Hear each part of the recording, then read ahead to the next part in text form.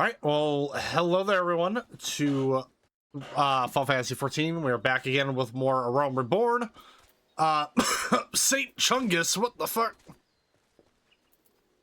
Anyway, we're currently trying to gain the trust of the Alamegans, who have been basically displaced from their home after the Garleans invaded their homeland and sent a lot of them into basically leaving and into Eorzea. And on top of that, because of our efforts in killing the primal known as Ifrit, we are we were chosen by the three grand companies. We were asked to join one of them. We ended up joining the grand company of the Maelstrom, because that is who I play with on the main character anyway. So yeah, we chose the Maelstrom. We were joined up with them, and now we are helping these Alamegans out in Quarry Mill. What name to help it up with? Yeah, literally. No, dude, fucking McMorgan earlier today sent me a pair of names from I think it was a trial that he was doing. So you have one character named Depressed Dude and another character named the Estrogen Mancer. I don't think anything's gonna top Smoke Detector though. That'll forever be a hilarious name, especially for a bard. But anyway, let's go and talk to Mefrid. Now that things are relatively settled, I seem to recall that you wanted something of me. You've proven a true friend of my people. Ask of me anything and it's yours, so long as it's mine to give. The cooperation of the people of Little Alamigo, that's all? Far be it from me to question your desires, of course. Very well, I will provide you with a letter to show to Gundobald. The old bear was my mentor when I first joined the Resistance. He's intimidating to those who don't know him, but he takes care of his own. I've no doubt that he will do all in his power to aid you. Why, thank you, good friend.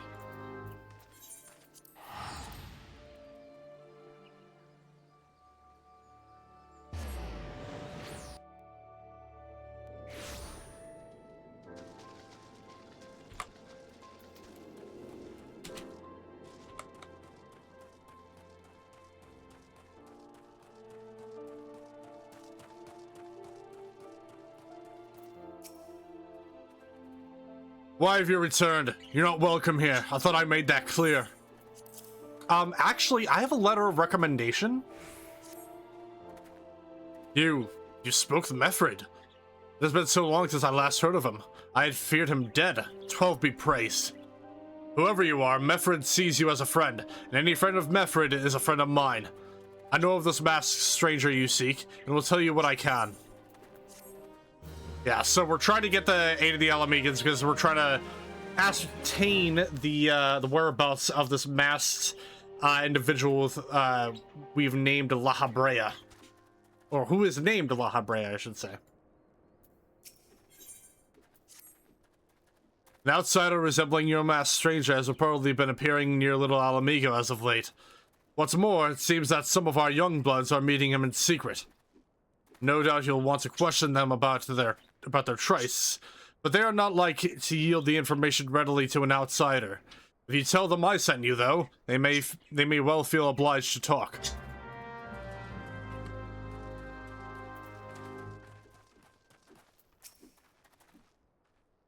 Gundobald sent you? Listen, I told them it was a bad idea. All that tripe about believing the masked man and... Oh, you don't know anything about this. Why do you say so to start with? You can't throw the old bear's name around like that and expect me to not think I'm in for it. Masked man? No idea what you're talking about. I ain't done nothing wrong, so leave me be. I smell a sense of bullshit in the air.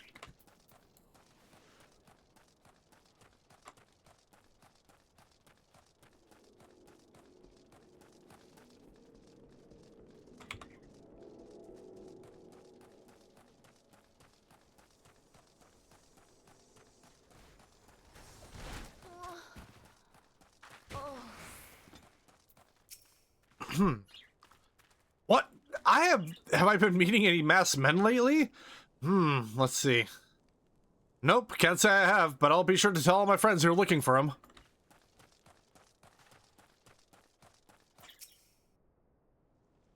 There's a bunch been skulking about, right suspicious. Like, but I've got nothing to do with them. I know trouble when I see it, and there's trouble, mark me words.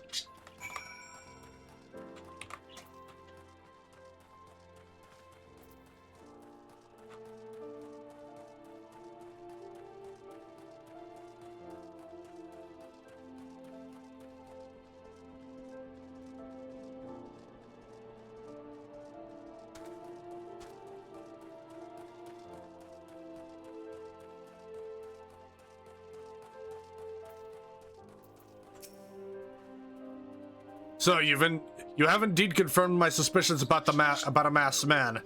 That is most troubling. Whatever the young ones are scheming, it can lead to no good end. There's an anger inside them. I can see it in their eyes. I ought to know, for it once burned within me as well. 2 decades ago, that same anger drove me and my brothers to rise against the despot who ruled Alamigo. Not would do but to depose him and usher in a revolution. Well, we got a revolution all right, but it cost us our freedom. Blinded by our hate, we didn't realize that we had been dancing to the Empire's tune. By the time we did, it was too late. Alamigo had fallen. There are times when a man must be patient. Now is such a time, though the young ones know this not. Unless we intervene, they are like to commit great folly. If you learn aught of their plans, I would thank you to bring word to me.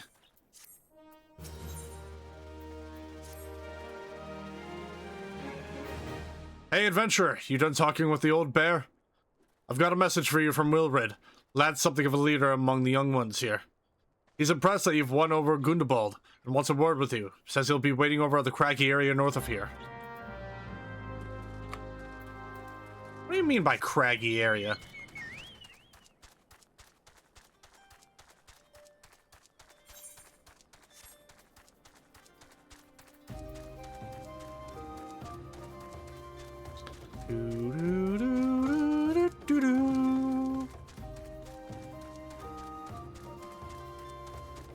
What's up, dude? Why meet me over here?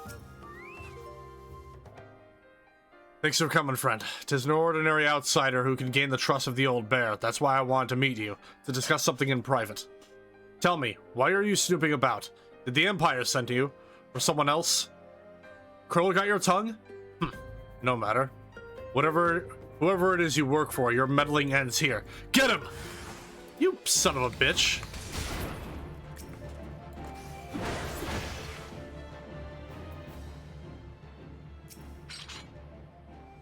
I won't let you foil our plan. Oh. You're stronger than you look. This changes nothing. Threaten us, beat us bloody all you like, but nothing short of death can make us give up our fight. We're going to obtain the power to bring down the Empire, and with it, we'll reclaim our homeland. Buddy, I think you're making a big mistake here.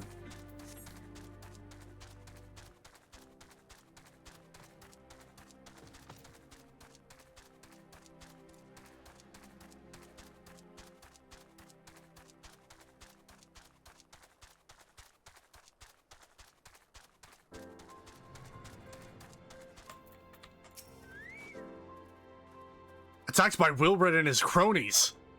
That they would go to such lengths for the sake of this plan of theirs. Left to their own devices, the young fools are like to harm others, if not themselves. We must uncover their agenda and put an end to this madness.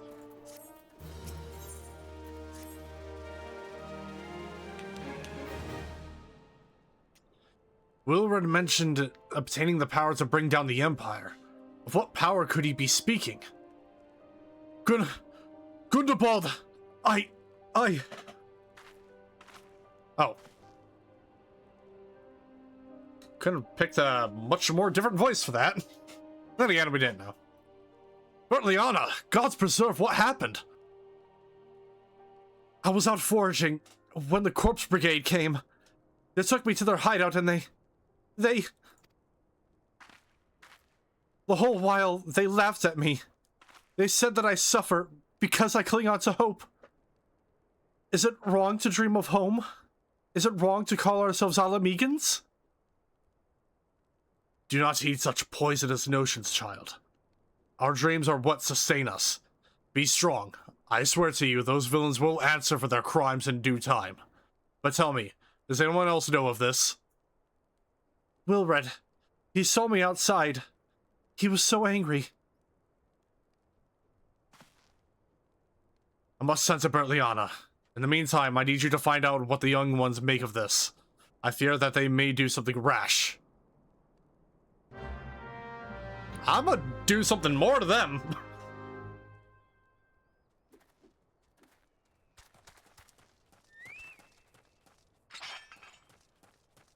You see, I have this axe, and it just so happens to have their names on it. If, okay, I was about to say, if I could find where they're at.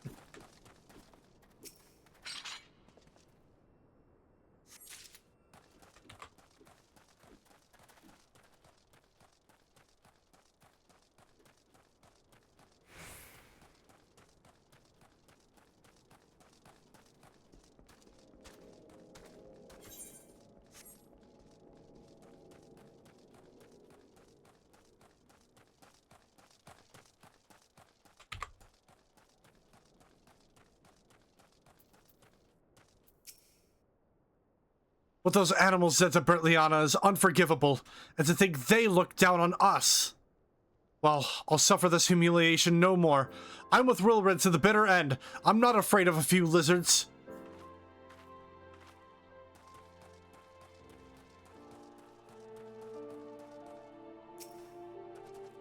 War's a brewing.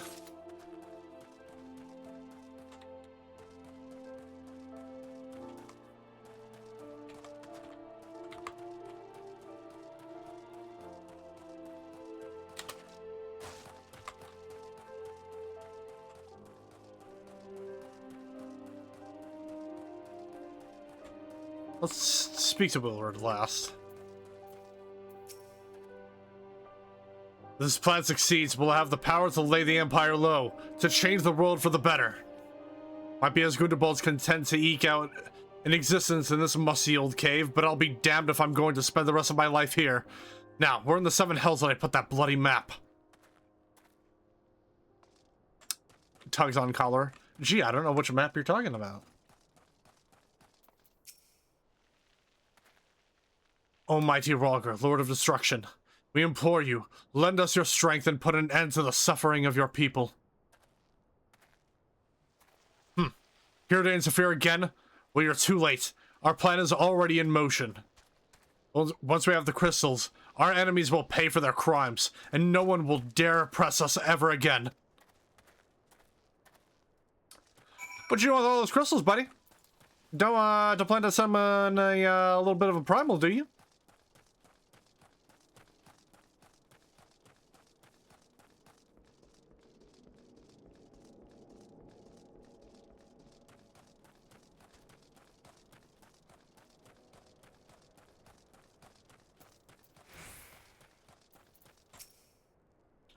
Gone!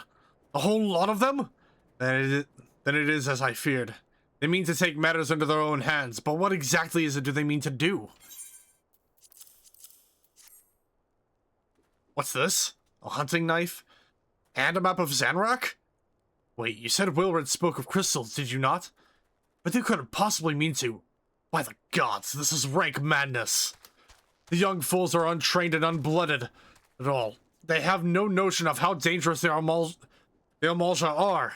They'll be butchered before they get within 100 yalms of the crystals. They're headed east. If we hurry, we may yet find them before it is too late.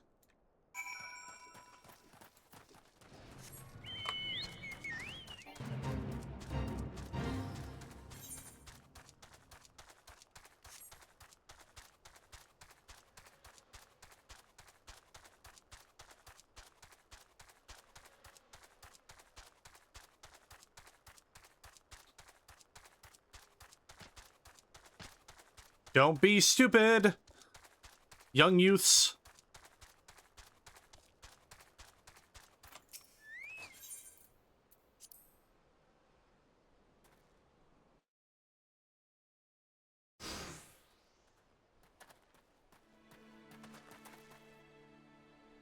Wilred, did no others survive?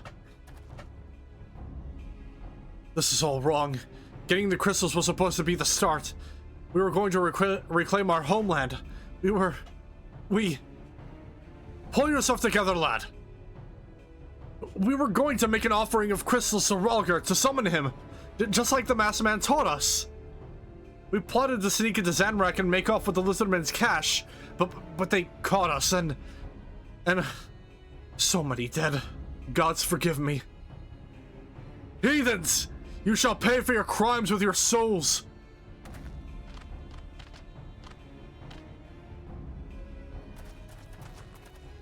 I regret our young ones' transgressions, but a soul's too high a price for youthful folly. For all their failings, they are the hope of the Alamegan people. This hope I will guard with my life.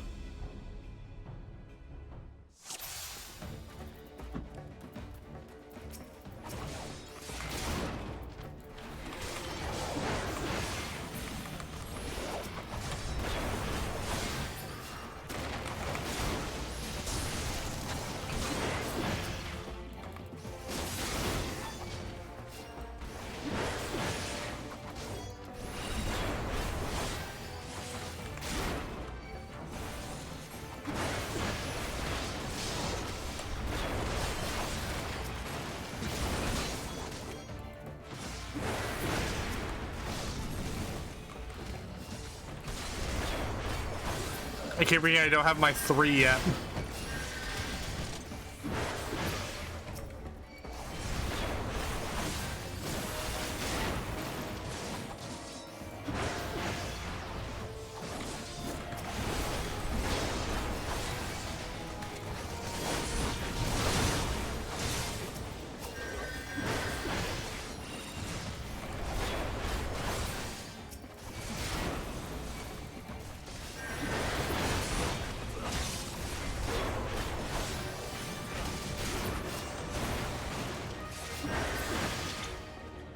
Eat shit.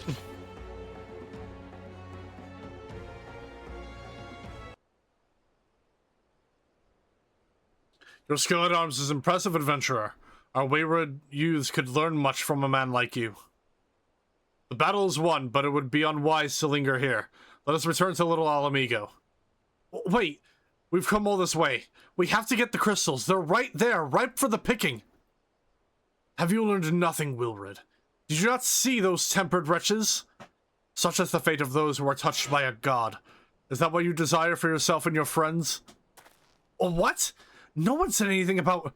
The masked man told us we could defeat the Empire if we summoned Ralgar. He swore... Enough. I will hear the rest of the sorry tale back in Little Alamigo. I dare say Sotark will wish to hear it as well.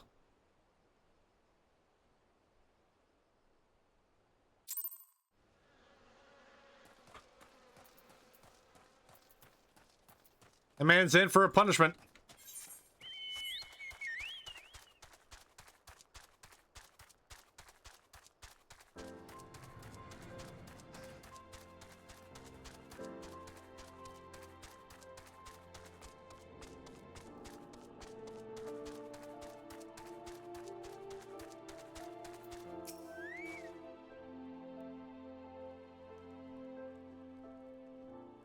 No more lies, Wilred.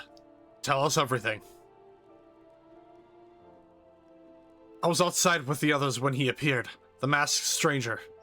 He told us about summoning Ralgar, about using crystals, and then just vanished. We never saw him again. I wanted so desperately to believe that we could raise ourselves from this squalor that I never stopped to question his motives. But I should have known. There is no solution. Nothing we can do to change our lot. Our people are doomed to live and die like beasts. Listen to me, Wilred. Our home may be lost to us, but it takes more than stones and mortar to define who we are. No matter where we may be, Alamigo lives on within us all. It is for you to decide what to make of this legacy. But whatever you choose to do with your life, never forget that you owe it to this adventurer, an outsider. I won't. I promise. Thank you for saving me, and sorry I tried to kill you. You'd be surprised at how many people try to do that and fail. So, I really don't feel nothing. My thanks as well, friend. It gives us hope to know that there are kind souls such as you out there. Little Alamigo may not have much in the way of comfort, but you will always be welcome here.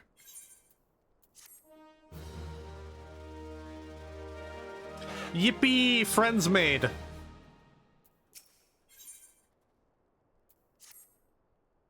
Well, that we had more information to offer, but what Wilred told you was the extent of our knowledge of the masked stranger. Left unchecked, that man will bring about great pain and suffering.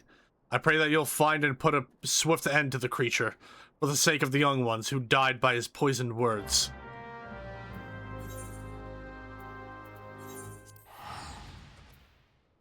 Yeah, I'm gonna have to save the time here.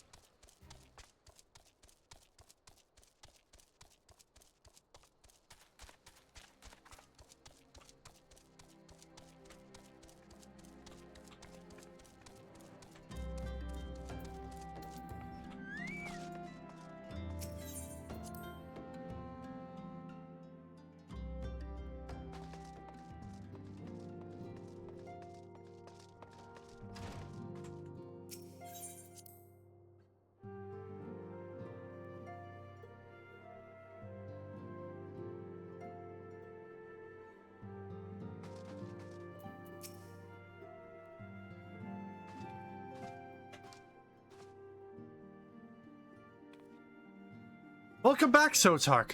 I'm reliably informed the investigation took you to Quarry Mill in Little Alamigo. So tell me, were you able to learn aught of Lahabrea?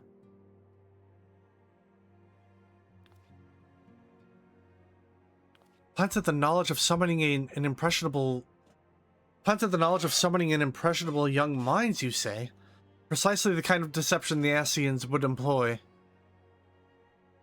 While many of the ills that ail the land can be attributed to the calamity, some are being brought about by a malign will. We must needs delve deeper into this, while things remain quiet on the primal front. All work and no play makes Minfilia a dull scion. Did you say something? Nothing, my lady.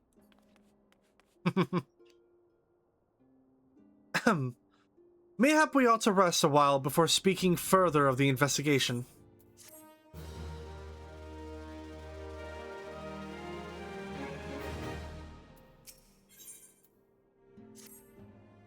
While you were tending to business in Thanalan, some new information arrived courtesy of our friends the Sylphs. An individual fitting Lahabrea's description has been sighted in the North Shroud. This sighting comes in the wake of a series of mysterious deaths in the selfsame area. My instincts tell me that our man is involved. I would have you continue your investigation where you left off. 12 willing, we will pick up Lahabrea's trail once more. Neroxia can furnish you with the details. Pray speak with her and take it from there. As always, be careful out there, Sotark. Oh, I thought we were hidden back. Okay. I forgot Neroxia is just kind of here now.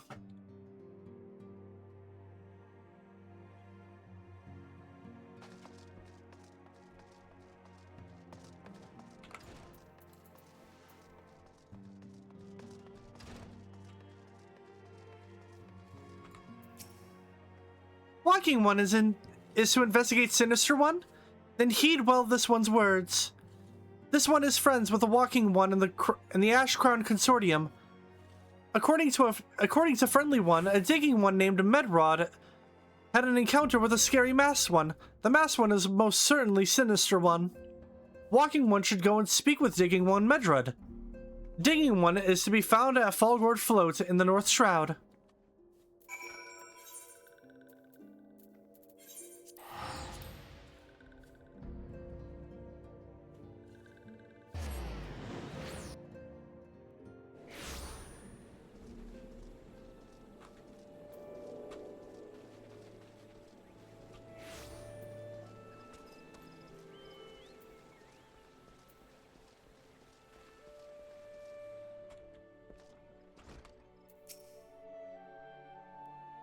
Please leave me.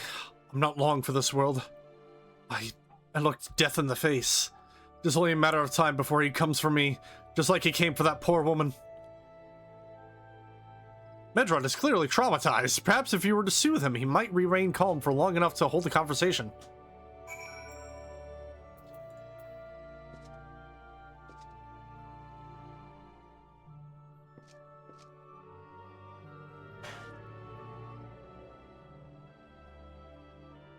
You're right. It's not as bad as it seems. I saw something terrible, that's true. But that hardly means I'm going to suffer the same fate. Thanks to you, I can think straight again. Believe me, I can even recount what I saw without losing it. It was just another ordinary day. I was headed back to the float when I noticed a suspicious character in the distance. A masked man garbed head to toe in black. He had a hideous fiend in tow, a winged creature that was all eyeball and jagged teeth. Taken by curiosity, I crept as near as I dared. To see the corpse of a woman.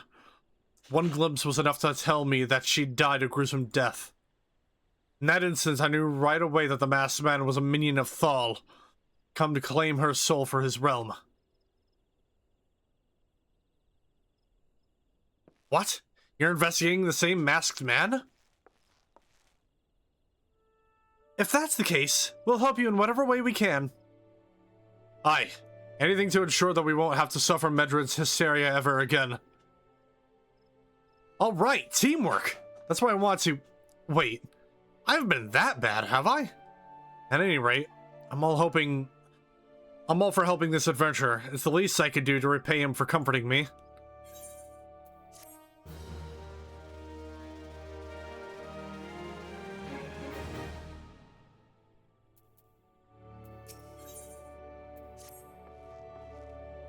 So, here's what I know about the deaths. All the victims were found with their faces torn to shreds. Among the local fauna, only the scalekin known as Z's could inflict such wounds. That's why some folk are pointing the finger at them. I somehow doubt that the answer is that simple, but for the sake of thoroughness, we should look into it. Why don't you put down, say, 3 of the creatures and see if you could find any proof connecting them to the deaths?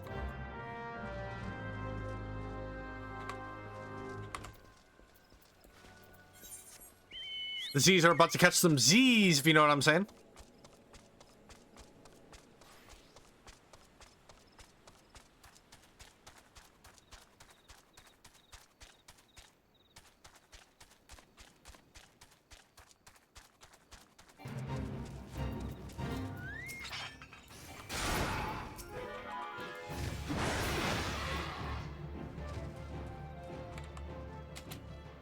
Oh god, this is a horrible idea. Ow. Ow!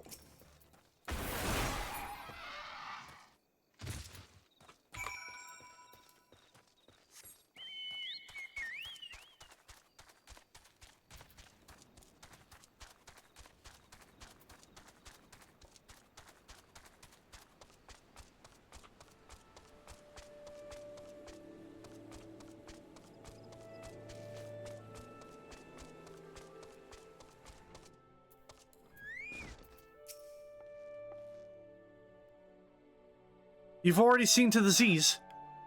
Good work, adventurer. So were you able to find aught to suggest that the creatures are our culprits? Nah. Nothing?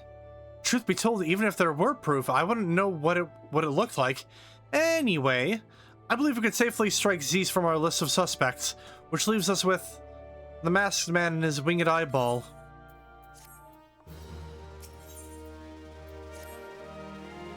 There's something else I heard about the deaths. It appears all the victims have been comely maidens. I better watch myself, eh? I better watch myself, eh? Nervous laughter. Unseemly japes aside, there's a rumor been going around. There's some as whisper that after each victim died, her rancor went into the great big rock southwest of here, causing it to flash and moan. This bears investigating, I reckon. I'm going to give you a fire sand stick to blow off a piece of that crag. The stick doesn't come with a fuse or anything, so you'll have to throw the thing. Once you've torn the rock a new one, bring back some of the fragments and I'll give them a gander.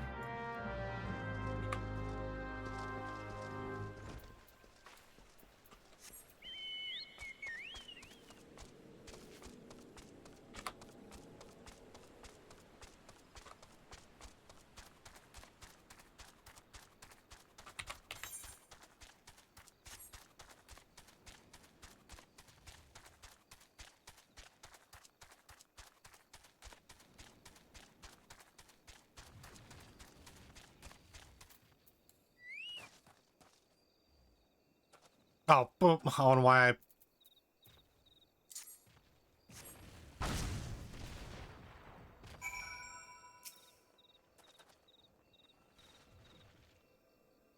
Give me thine crystal.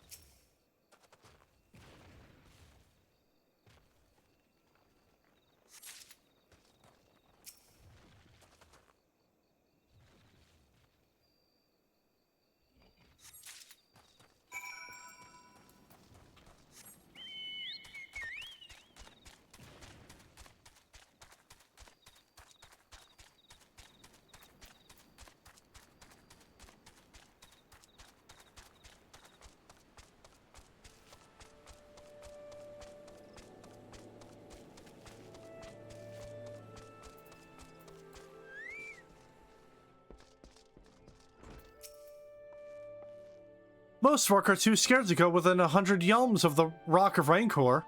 Aye, it has a name, but what's a few vengeful spirits to a dauntless adventurer like you, eh? Huh? Why, these are just your garden variety crystals. Tis a bit hard to tell beneath all the dirt and grime, but they're definitely lightning aspected. I almost hate to say it, but that explains the flashing and moaning. Nothing to do with a masked stranger. Looks like I've gone and wasted both your time and a perfectly good fire sand stick. Oh well. Hey, at least you got some ornaments, I suppose. There's something you should know. I have been keeping this to myself lest I worsen Medred's paranoia, but I too have seen the winged eyeball. I cannot say whether it was coincidence, but my sighting took place precisely the same time as Medred's. I was heading home after a day of digging when a shadow fell over me. Looking up, I found myself locked in a gaze with a giant eyeball. I let out a scream at the top of my lungs and ran without once looking back. This happened at the rocky area west of here, in case you had a mind to investigate. Yeah, I'm gonna mention my experience to right in front of the dude who witnessed a woman basically being murdered.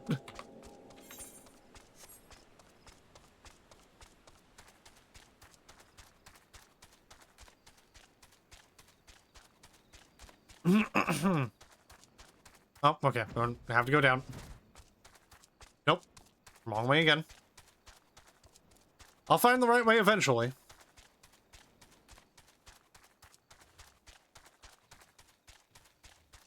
There we go.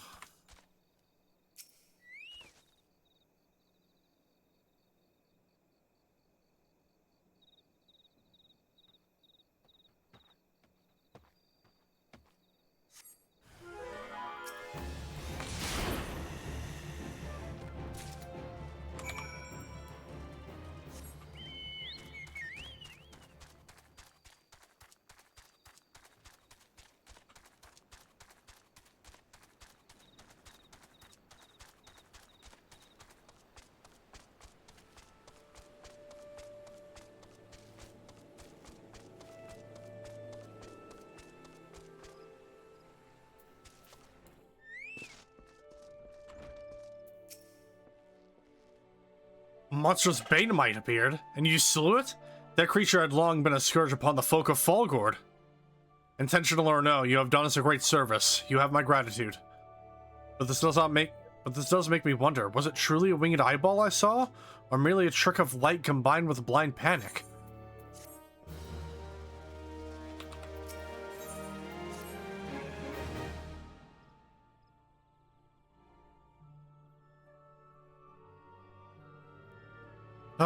There have been no promising leads in the murders. I could scarce get a wink of sleep knowing that the killer is still at large. Judging by your furrowed brows, I take it this sorry business troubles you as much as it does me. I had been pondering my encounter. I was uncertain for a time, but there could be no doubt. It was a winged eyeball that I witnessed. It's implausible that I could have mistaken so distinct a creature for a Banemite. But you and I were realms apart. How could we have both seen it at precisely the same time? What's more, our adventurer friend here had a run-in with the maid mite at the very spot you claimed to see the fiendish eyeball. Is that right? There must be an explanation. I know I saw an eyeball with wings. I would wager an apple tart on it. Ooh, he's serious. But listen, mayhap it's not as mysterious as we're making it out to be. There's a reason why there couldn't be... Gods, of course. There must be more than one of the buggers. It's so obvious. But then that means, since there have been repeated sightings of these fiends, then there must be even more victims as yet undiscovered. Gulp.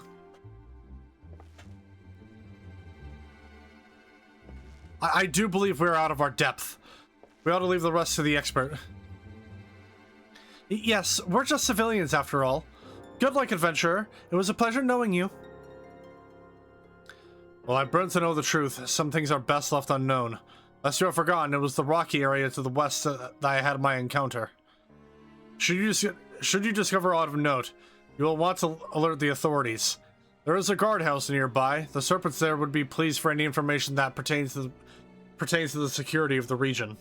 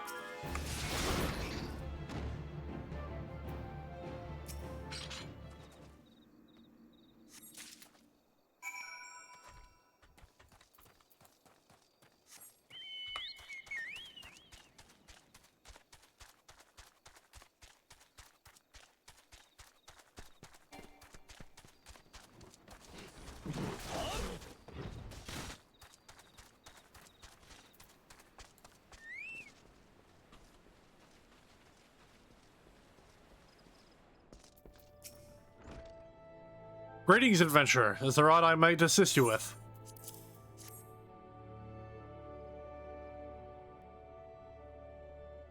Gods be good. Not again.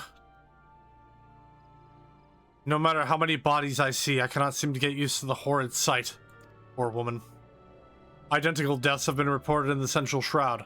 While the masked stranger you seek does not seem to feature in any, sightings of the winged eyeball are common enough. The creatures appear to be moving the bodies, but to what end, none can say. The victims have all been young women. All are found with their faces mutilated beyond recognition. It's been difficult to identify them, so as to notify their next of... This button, engraved with a lily motif. The very same object was found upon another victim. A family sigil, or that of an organization, perhaps? Either way, I dare to hope that this will prove pivotal in solving the murders.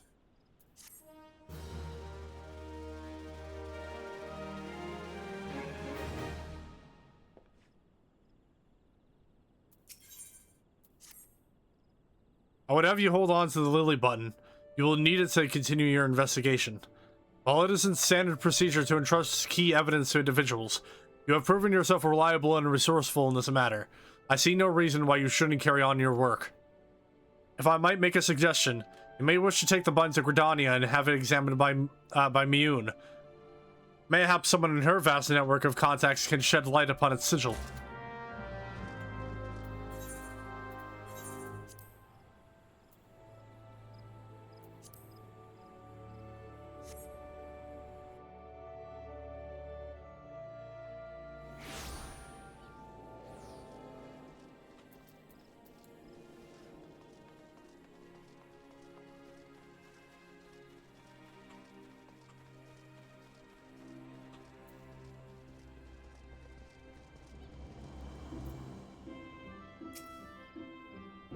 Good morrow to you, Sartark.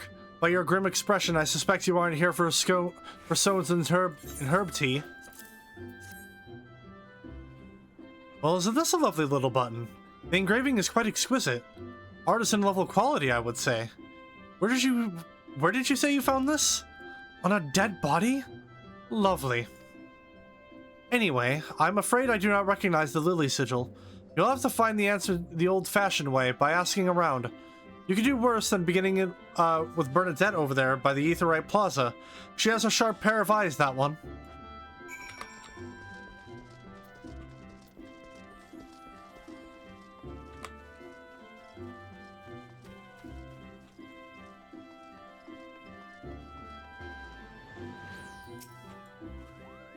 Need help tracking down the owner of a button? That's certainly not a request I receive on a regular basis. Well, go on then. Show me what you have. Seems to be some manner of decorative button, reminiscent of those worn by the families of old, though I cannot claim to know its sigil.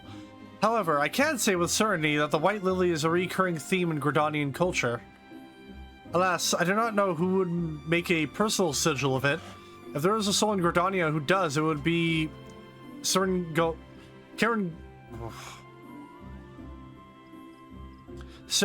over at the Lancers Guild. The woman makes a point of knowing all the citizens on a forename basis.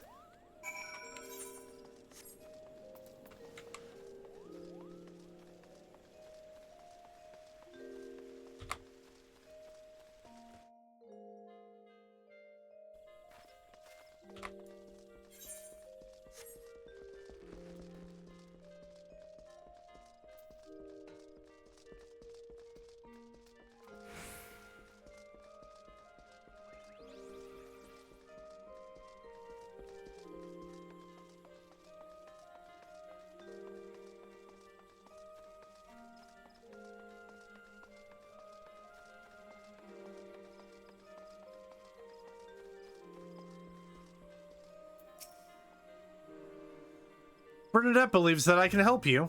Well, that is a rather bold assumption to make. I will try to assist, never you fear, but whether aught comes of it is another matter. Now then, what do you require of me? Fascinating. Work of this quality is rarely seen in the hands of ordinary Gridanians. The owner of this button is most certainly well-to-do. You may wish to take your research to the Gentry's ward northwest of here. Wait, a memory comes to me. Of late, there has been a man who is perpetually seated at the bench by the ward's entrance. His name is Ursendel, and I distinctly recall seeing a markedly similar button upon the breast of his jacket. I dare say he can tell you a thing or two about it.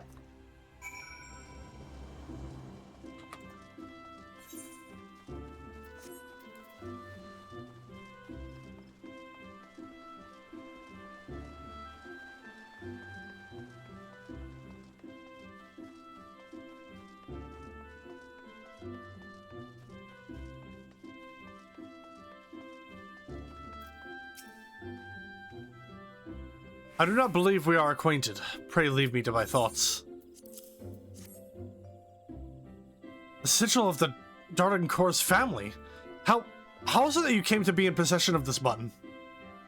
From the body of a murdered woman. Her face. Was it marred in any way? I had feared as much. I can no longer feign ignorance. I shall reveal to you the truth of the deaths, but on one condition. You promise to put an end to my lady's madness and free her from her torment.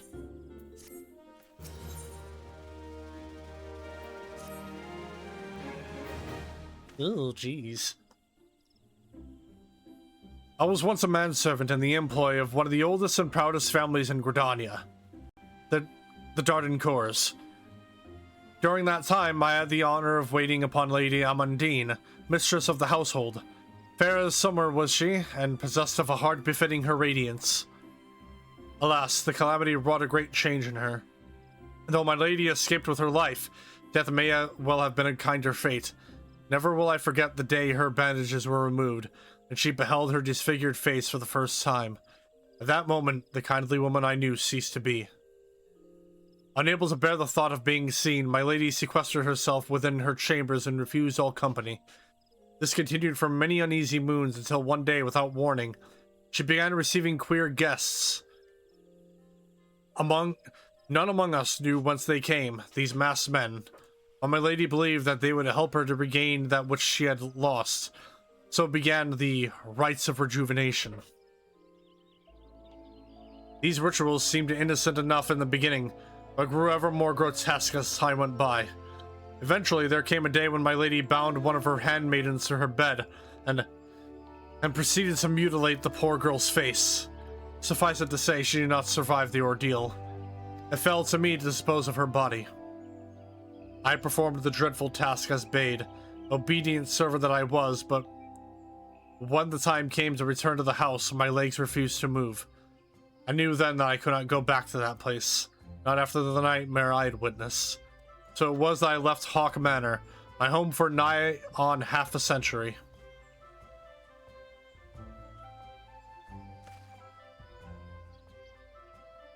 Long did I weep for the girl who was slain, and longer still for the woman that Lady Amandine had been. Yet one cannot weep forever, and I endeavored to put the matter behind me. Indeed, I had resolved never to speak of my experience, until you appeared before me. My lady's madness must be ended, lest more innocent lives be lost. Lay her tormented soul to rest, as you swore to me you would. She awaits you at Hawk Manor, on the western edge of the Central Shroud. Go now.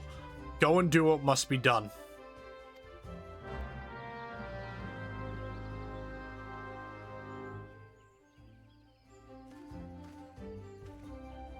Fun stuff.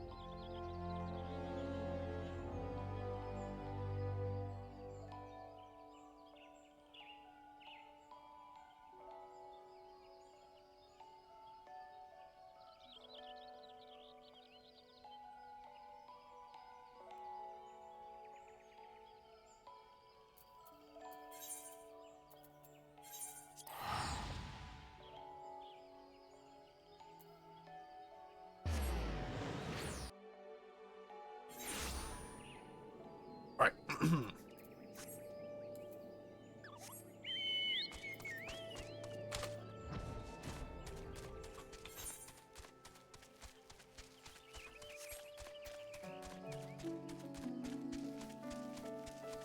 Onward to Hawk Manor, where there is sure to be very fun prizes inside.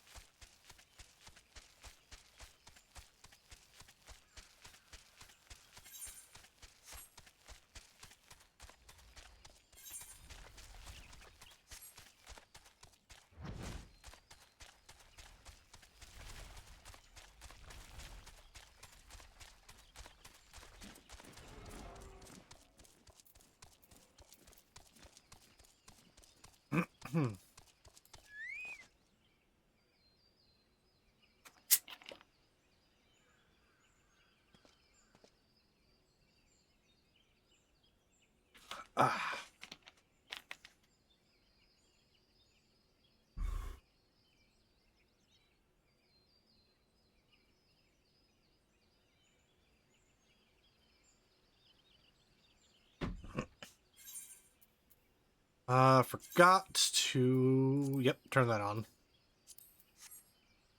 Or turn it off.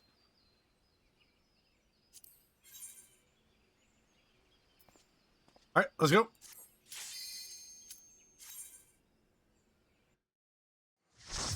Into Hawk Manor.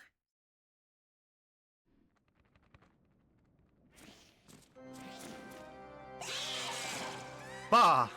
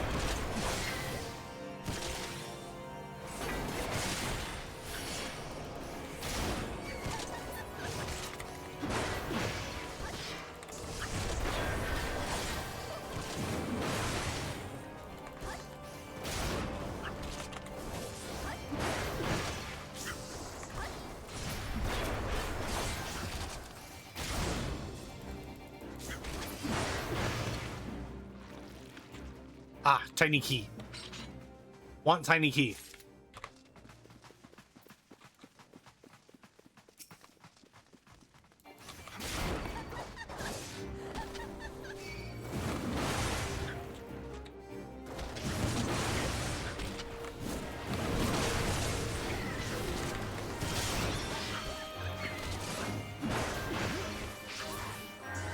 Oh, all right.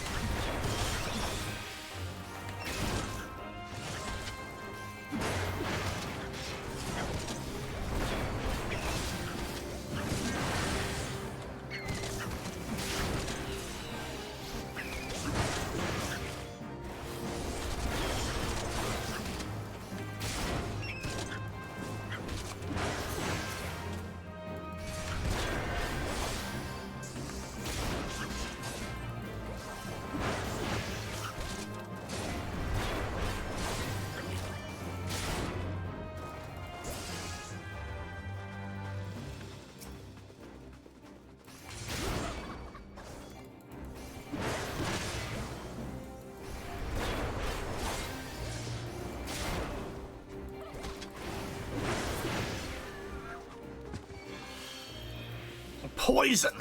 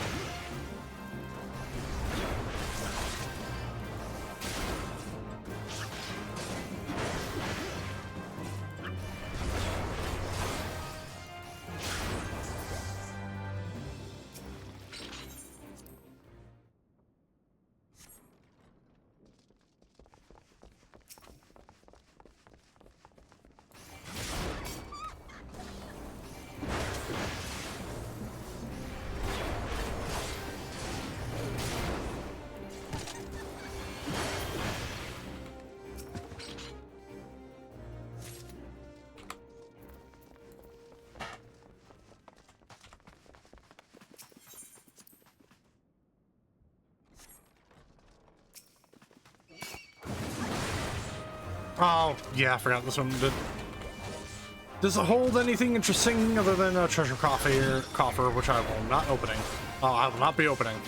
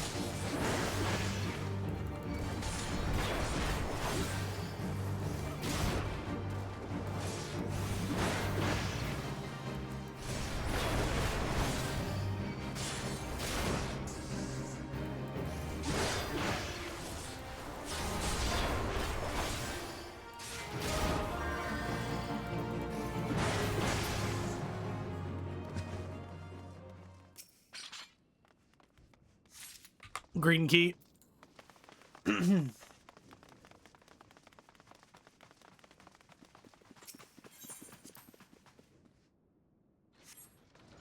And down we go.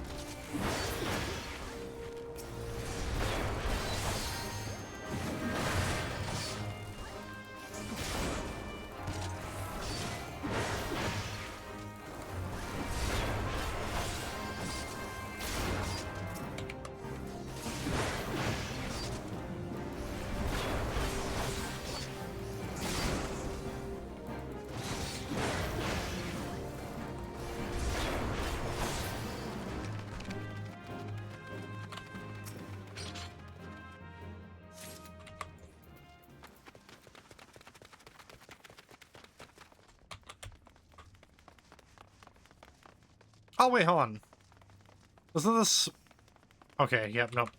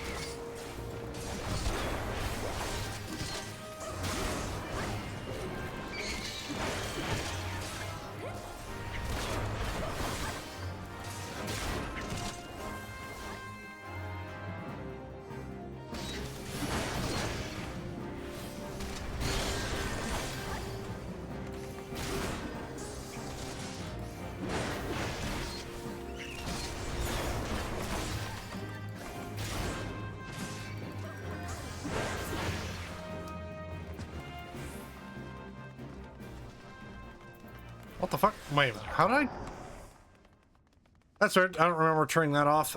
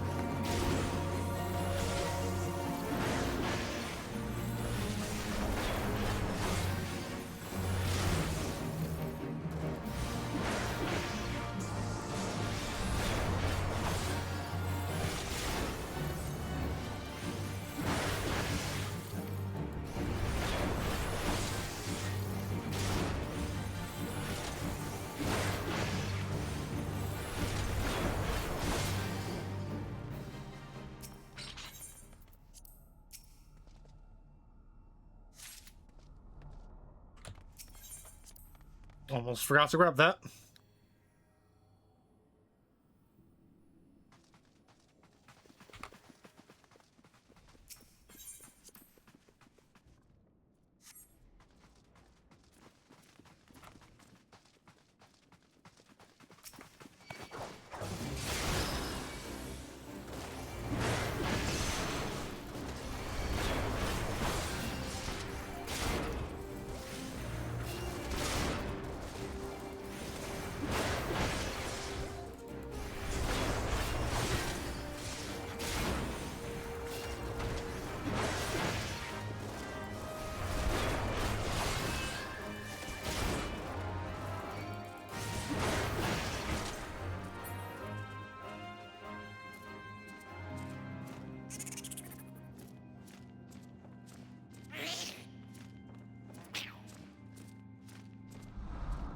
There she is, the lady of the house.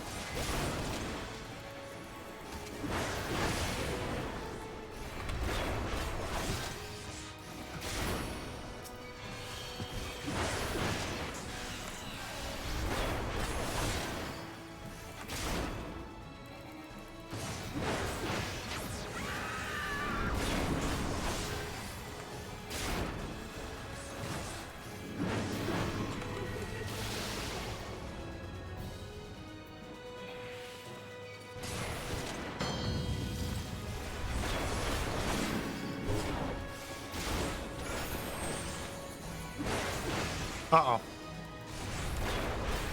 That's not good. Ouch.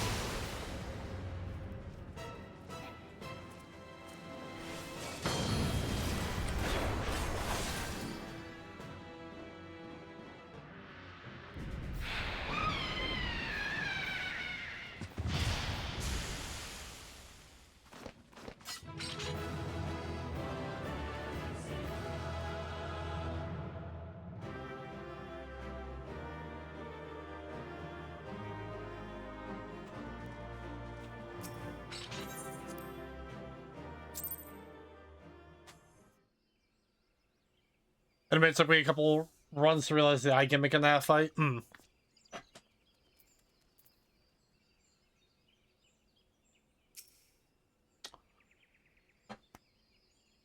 I fuck up? Did I did the dun. Ah, fuck. I did the shit out of order. God damn it. Alright, hold on. I wonder if I can... I'm not gonna do that regular way. Hold on. We're gonna do a thing here. Da da da. Where is it? Where is it? Where is it? Okay. That fucking pisses me off quite a bit. Would it be... Yeah, I wonder if it'll let me do it that way.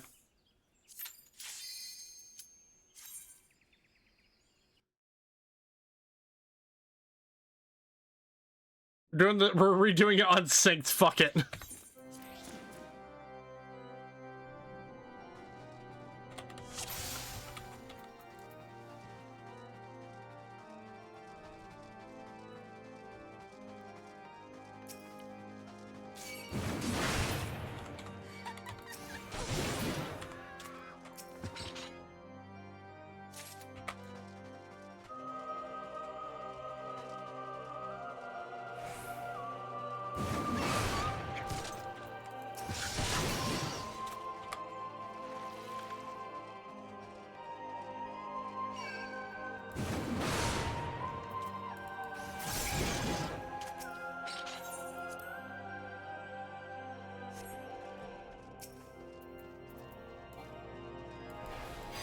Whoa.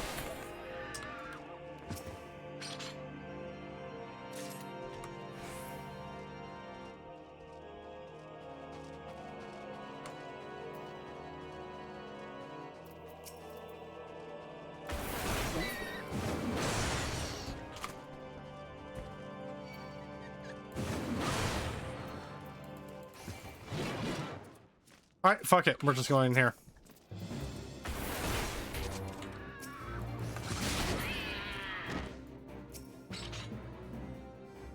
That floating eye made like a sound that sounded like a cat.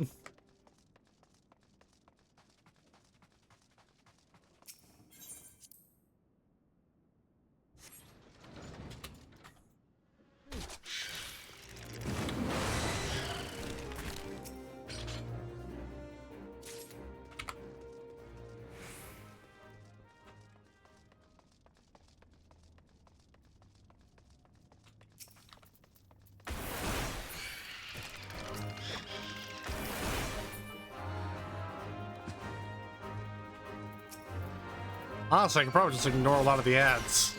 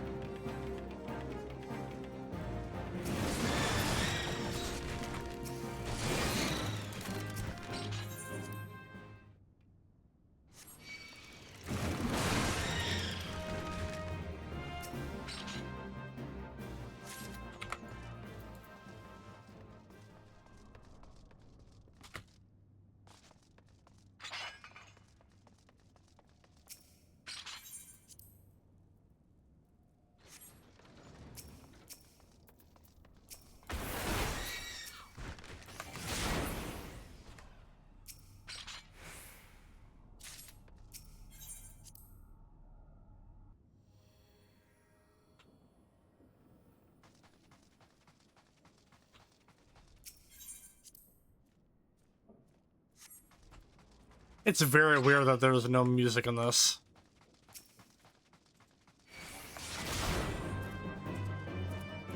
Like, outside of combat, I should stress.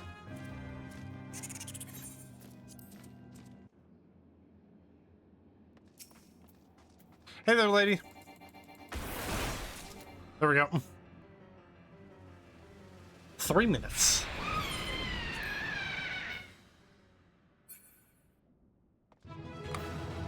There we go.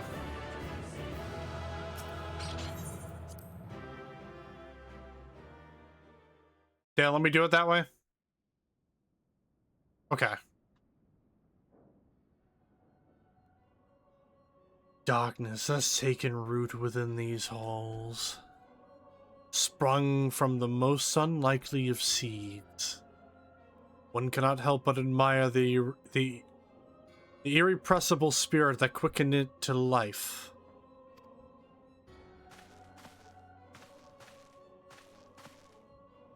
Two.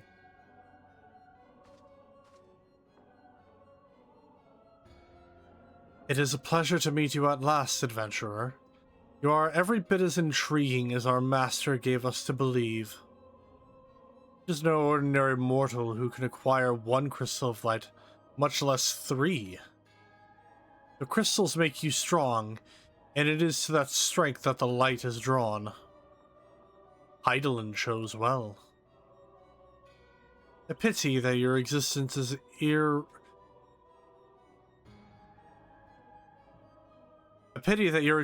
irreconcilable with our own. We cannot well allow you to continue upon your present course.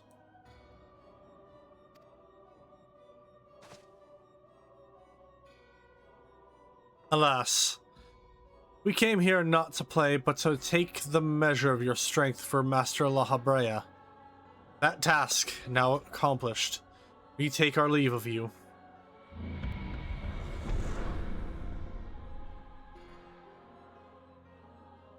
Fare you well, bringer of light.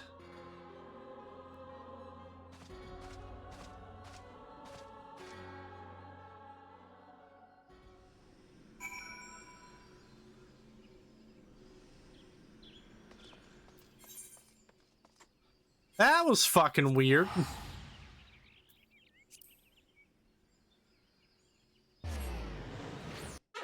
I'm just happy the game let me do that unsynced.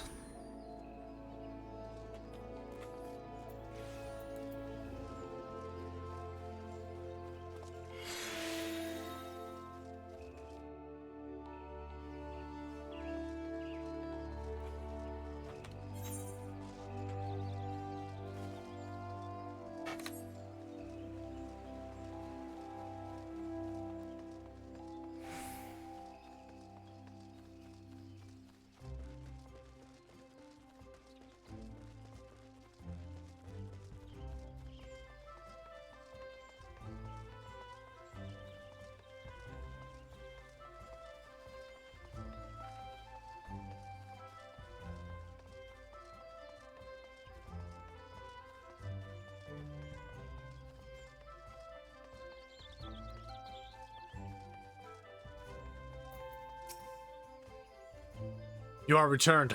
What sights awaited you within the manor? What has become of Lady Amandine? You must tell me all. So she went so far as to consort with devils? But that I could have done more to prevent her fall. May she finally find peace in the beyond. I know not whether the masked men you encountered are the same pair that first led my lady astray, but it is plain that they are of the same vile brood. Should the chance ever present itself, promise me that you will visit upon them tenfold the woe they have brought upon others.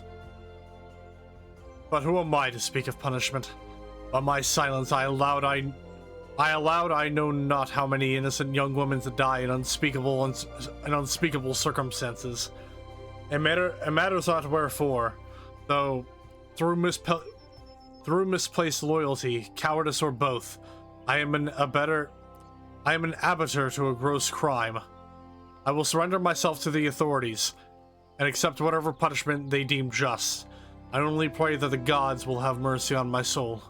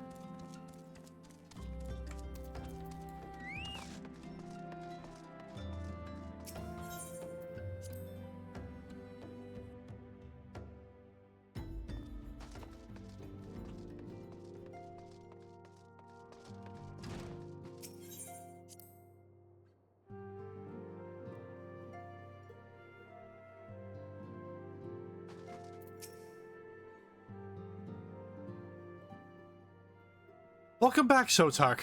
Full glad am I to see you safely returned. Tell me, how fared you on your sojourn in the Twelves Wood?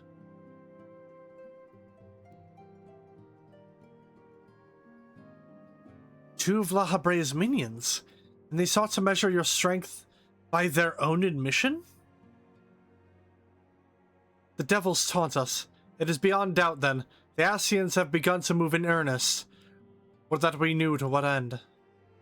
Yet I will not bemoan our plight. Thanks to your tireless efforts, we are at least aware of the encroaching darkness. Alas, we can only do so much. It is clear to me now that we Scions are too few to protect the realm against the threat unaided. We must see to alert the three nations to the presence of this elusive enemy, and recommend that they heighten their vigil. There is no shortage of misery in the world that the Ascians might exploit. We have an arduous struggle ahead of us. Yet come what may, we must not allow ourselves to become lost to hope, for that is precisely what the enemy desires. We have gleaned all we can from the information available to us. Let us set this investigation aside for the present. Another matter has arisen that requires your attention. Let me know when you are ready to be briefed, and I will summon the others. Aye.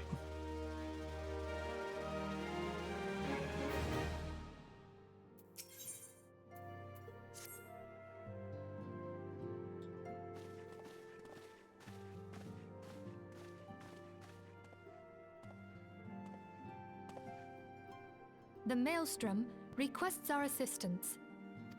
Concerning the kobolds they sent such copious notes on, I presume?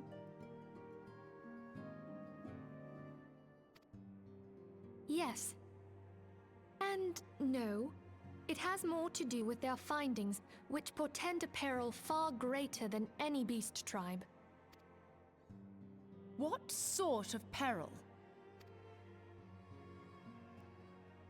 The worst kind. A tribe of kobolds in the vicinity of Limsa Lominsa has reawakened Titan. Our task will be to slay the Primal. The Maelstrom have sworn support for the endeavor. They are no strangers to the havoc kobolds can wreak.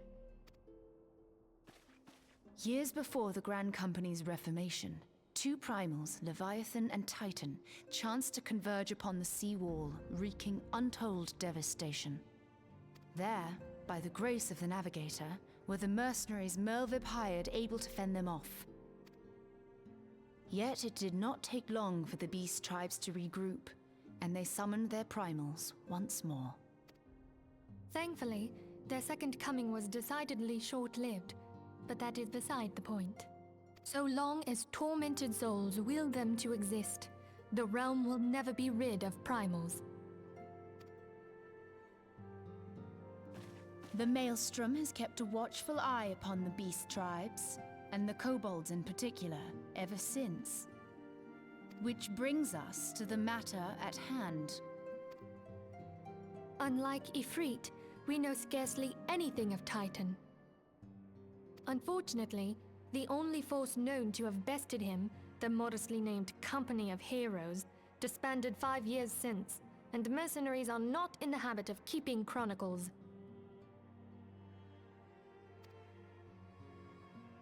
Expect the worst.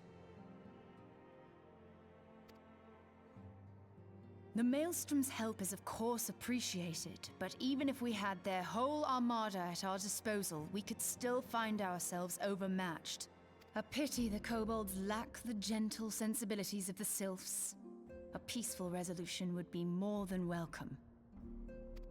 The echo will not avail you this time, I fear. If you are to survive, your steel must needs speak for you. No one would think you a coward were you to decline.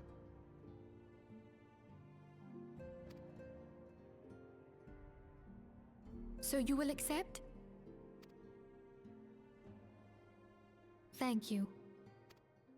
We can't very well send him to Limsa Lominsa without Y'shtola, can we, Minfilia? May I ask that of you, Y'shtola? I never thought it in question. Ever reliable. Very well. We will spare no effort to win victory. You may count on the full support of the Scions of the Seventh Dawn. and all not afield will aid the fight from afar. Thancred, Ida, go to the Grand Companies, tell them of our plight and solicit their support.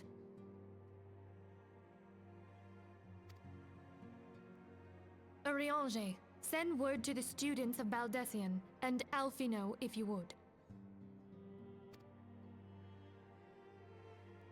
Papalino, compile all the information we have on Titan, little though it may be.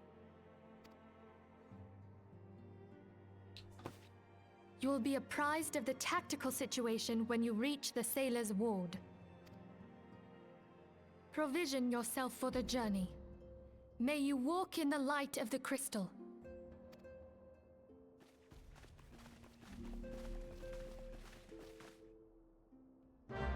Oh joy! A primal we know nothing about. What could possibly go wrong?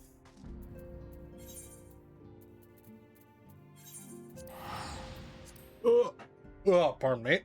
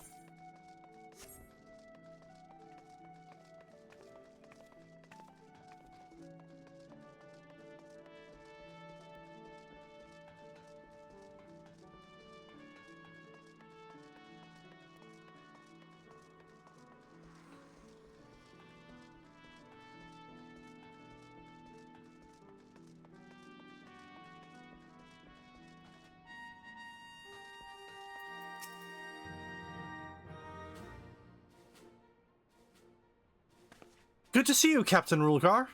The Scion sent word that you are on your way. To business, then. It is as we told the Antecedent.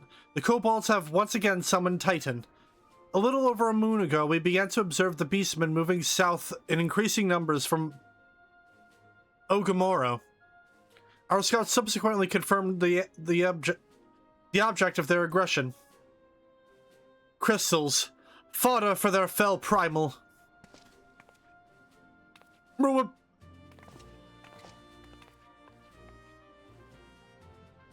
Thank you, High Commander. You may leave the rest to me. Your deeds bring glory to the Maelstrom, Captain Rulgar. Right proud I am to call you one of our own. Forgive the lack of forewarning, High Commander. The Admiral wished to address Sotark personally. We are no strangers to conflict. Long have the Sahagin and the Kobolds plagued our people. Nor is this the first time we have had to address a primal threat. In the past, when Titan rose to threaten the peace, it was to the company of heroes we turned. But they are long disbanded. We must look to the other brave souls blessed with the strength to face this foe. So it is that we turn now to the Scions of the Seventh Dawn, confident in the belief that you are Limsa's best hope. I hope you're alright, yet the situation is far from simple. The Kobolds are not prone to unprovoked aggression. Did not the Lessocracy make a pact with the Beastmen that each would keep to their own lands and that no blood would be shed?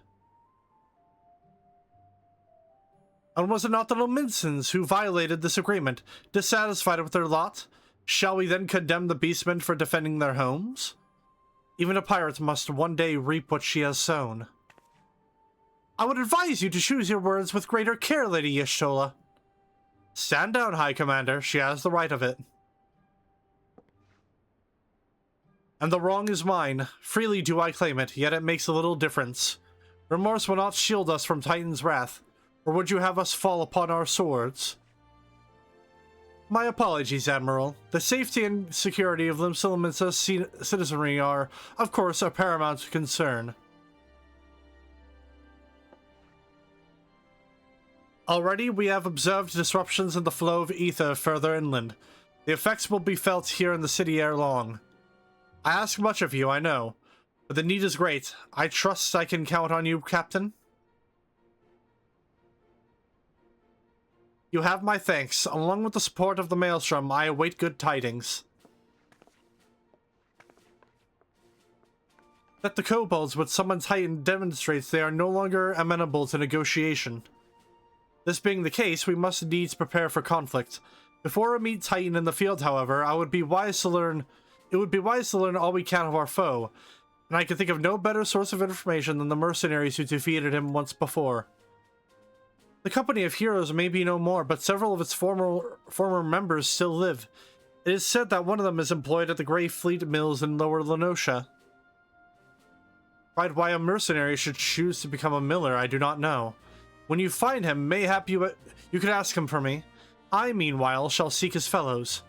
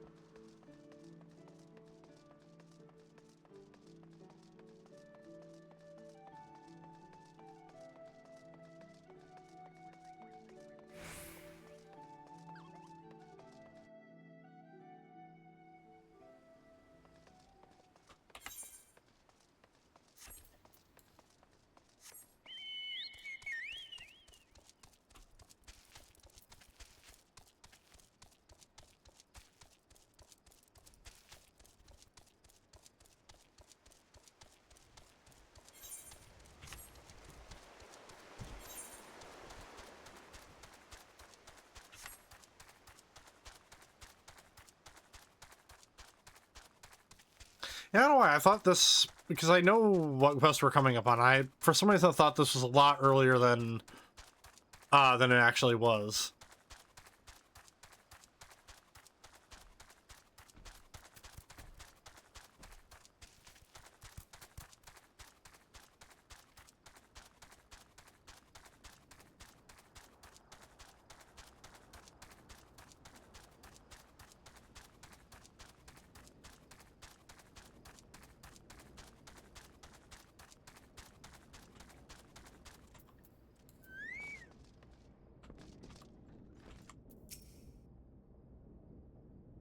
Lay down your burden, son. Come drain a pint with me. We'll have a grand old time. Find you a lass or three.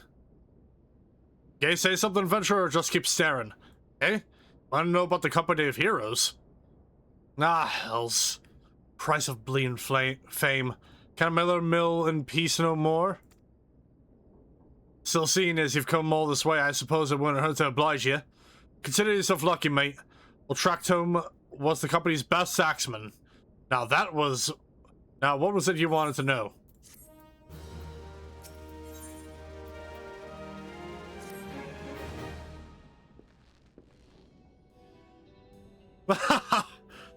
You want to hear the tale of how the company of heroes bested a primal, do you? Let me guess. You mean the bastard Titus, eh? It's Titan. Oh, if only you'd been there to just see it. It was a mighty struggle like the legends of old. Me and the boys fought him for 3 days and nights, we did. The ground trembled with every step Titus took, and when he hit you, boy, it felt like a cannonball to the gut. Gosh, just like that. Oi, what's with that look for? I'm a goddamned hero, I'll have you know. The people around here sing me praises. Don't tell me you only care about learning the secret tactics we used to beat old Titus. Well, too bad. Because I'm not feeling charitable. If you're so damn desperate, then why don't you do me a favor and kill those rats that have been making a nest by the windmill just south of here? Aye, do that and then we'll talk. Ah, fucking pest control, my guy. You have an axe, do it yourself.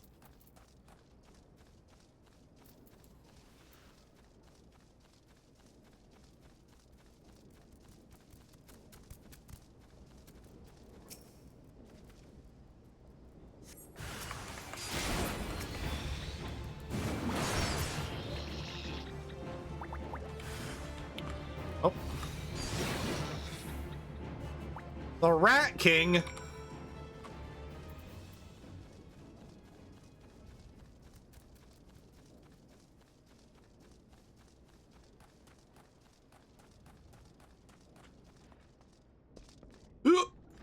Ugh. Eh? So the beasties are dead, are they? Nice work, Venturer. Saved me the hassle of... Ah, never mind.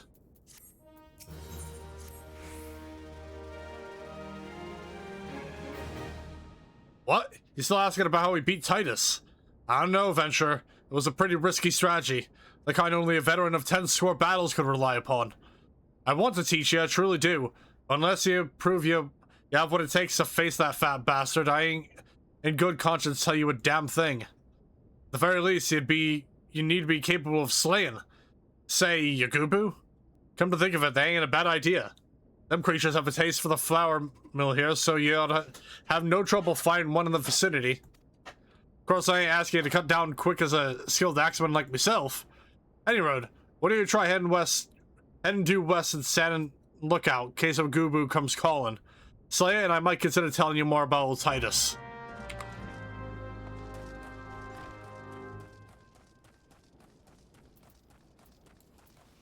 This motherfucker.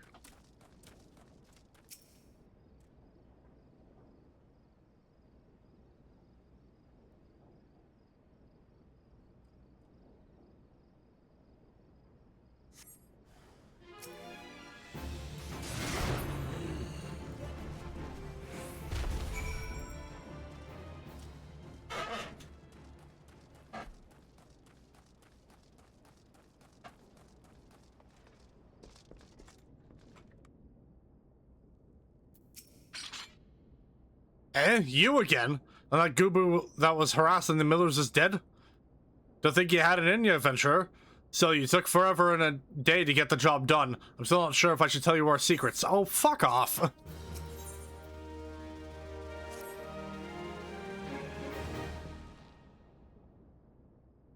So, as I was saying, I also don't know if you got what it takes to face Titus.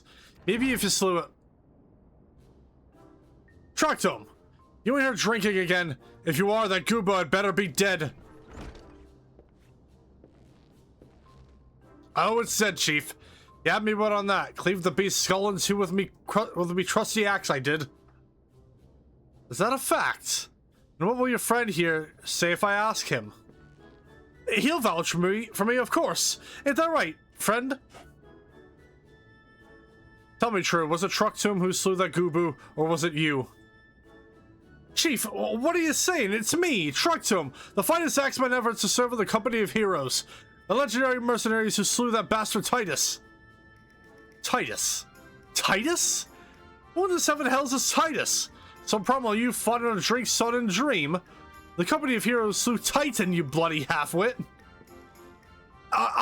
Well, see, Titus was what me and the lads used to call him. That's the biggest load of hog and shite I've ever heard. Both of you, outside. We'll learn the truth in the Minson way. Trucktomb, if you didn't slay that Gubu, you may consider your contract revoked.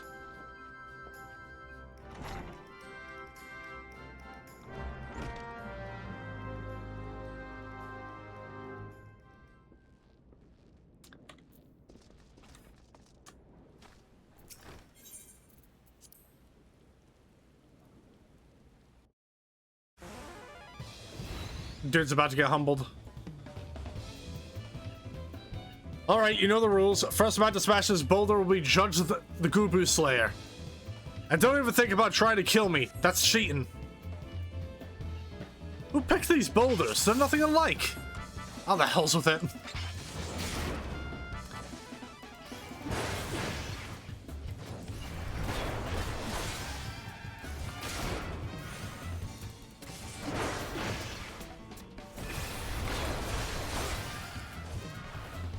That bastard.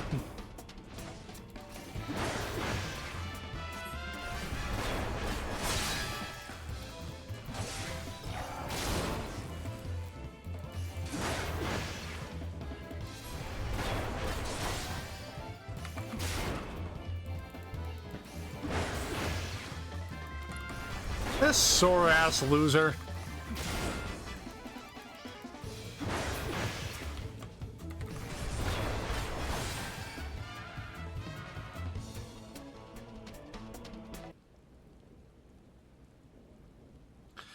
Alright, I admit it. I lied about being in the company of heroes. But I'm begging you, Chief. Please don't dismiss me. I've learned my lesson. Honest, I have. Save your blubbering, Tractome. Gods, I should have known. Mercy, please. I didn't want to deceive you, I swear. It's just that I kept getting turned away by all the folk I asked for work and I panicked. See, the last job I had was at Calso del Sol. And there was this grizzled marauder everyone treated like royalty. When I heard he was a captain in the company of heroes, I finally understood why. I wasn't being serious when I said I was one of them, but you went and believed me, so I look, his name was Westgate, alright? Westgate. He'll tell you how to defeat Titus, or whatever the hell's that thing's name is. That's what you wanted, ain't it? So come on then, tell the Chief to forgive me, it's only fair.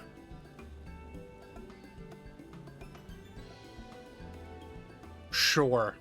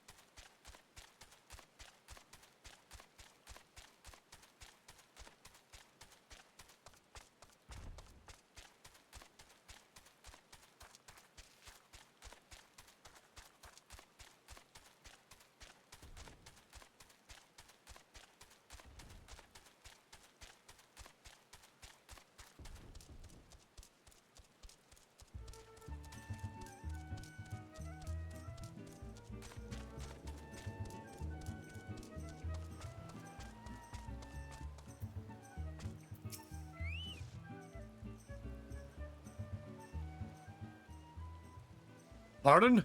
You wish to slay the Lord of Crags? We must slay him, Captain. The people of Limsa Lominsa are depending on us.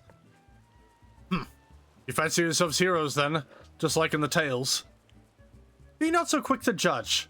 Long have I labored for the well-being of you and yours, and my associate here has bathed in Ifrit's hellfire and lived. He is blessed with a power that protects him from primal influence. Thus was he able to lay low the Lord of the Inferno. We know full well the risks and have taken every possible precaution. We lack only the knowledge of how to enter Titan's lair. Pray be so good as to grant us the boon of your wisdom, and we shall be on our way. A man who can't be tempered. Useful, but it will not be enough. It is true that the company of heroes fought and felled primals, but each victory is brought with the lifeblood of brave men and women. And Titan was the worst we faced. Aye, we defeated him, in the end. But he took from some of us our very best. Even if you possess the power you claim, I have no reason to believe you will succeed. Believe what you will, we mean to try. Though our lives be forfeit, we will not abandon Limsa to the wrath of Titan. You are passionate, I'll grant you that. And you deserved better than the greeting I gave you. But I will not send you into Ogomoro on a whim. To be plain, I do not wish to see you give your lives in vain. At the very least, I must have assurances that you are more than common adventurers. I oversee security for Master Gigaruju's estate. Perhaps you could demonstrate your abilities by attending to one of our... Ye gods, man! Have you heard nothing of what I said? We have not the time to perform trivial tasks. The enemy is at the gates. Do you imagine words can sway me, girl? If you dislike my conditions, then you are welcome to find your own way into Ogomoro.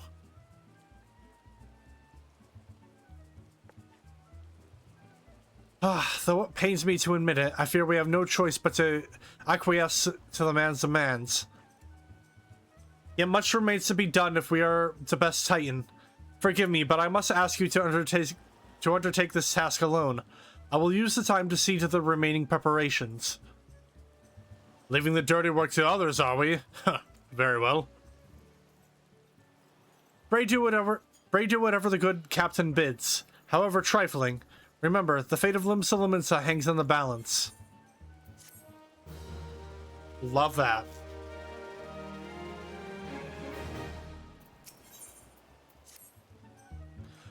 Master Gikaruju's requests can be more demanding than you realize. Before I set you to your true task, I would like to verify that this won't be a waste of my time. Nyx has been recently has been seen prowling the beach to the east. As you can imagine, my master does not want large slimy creatures anywhere near his lands. The beast is cunning, but you should have no difficulty luring it out with herring. Slay the Nyx and return to me. Oh, and don't forget to bring me a leg as proof of the kill.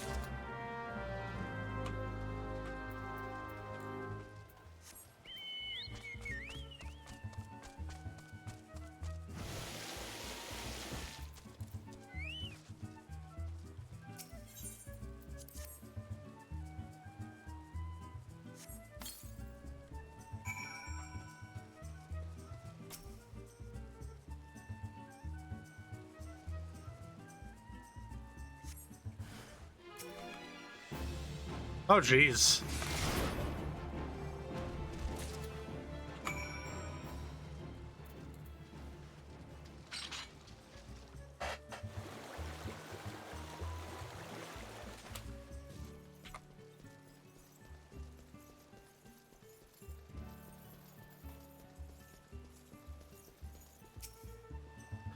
Well, did you deal with the Nyx? Yep, here's the leg. Probably cook it too. Lest you think me overly cautious for testing you in this way, you should know that we had an incident not long ago. A foolish young employee was dismissed for lying about his past. He claimed to have served in the company of heroes, but I knew for a fact he did not. Anyway, now that the pointless busy work is finished, I shall give you a challenge as befits your talents.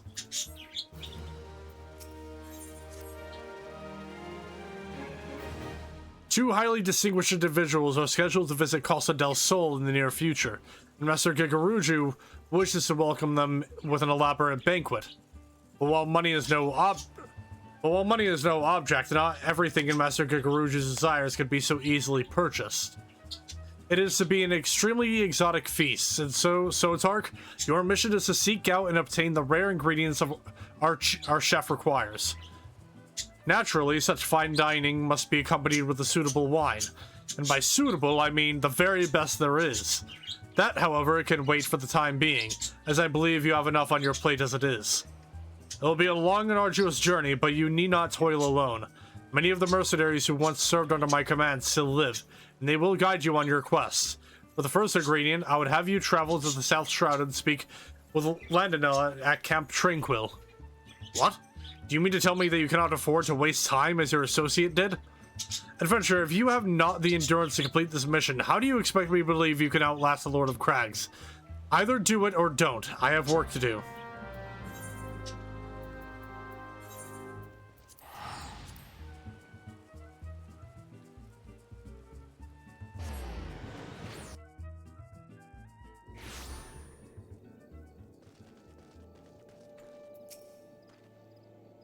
Do you require assistance, adventurer?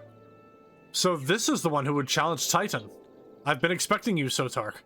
The ingredient you seek is the egg of a giant adamantois.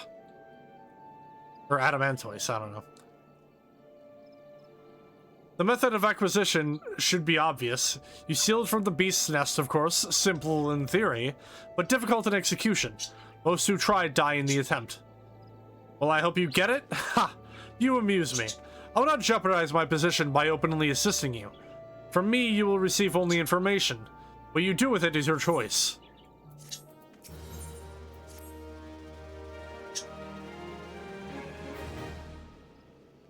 Let me be clear. This business between you, me, and the captain must remain a secret. See, I don't regret my time spent with the company in the slightest. Traveling the world, meeting interesting people, killing them, it was all jolly good fun. Alas, Gridanians are, by and large, an unforgiving lot. Dito here being a rare exception. I've had to go to great lengths to ensure that I am seen as a model citizen, with no taste for drinking, whoring, gambling, and all those other activities I so dearly miss. So understand that you ruined my little charade by wagging your tongue. I'll fashion a noose with your entrails and hang you from the nearest heaven's pillar. Well, what are you waiting for? There's a perfectly good adamantoise egg in the nest east of here, just ripe for the taking. Not that I expect you to live long enough to claim it. The mother never strays far from the child, and you will surely be attacked the moment you lay hands upon the egg. There will be other heroes, Sotark. You do not need to challenge Titan. Abandon your quest or your corpse will rot in this swamp. You underestimate my power.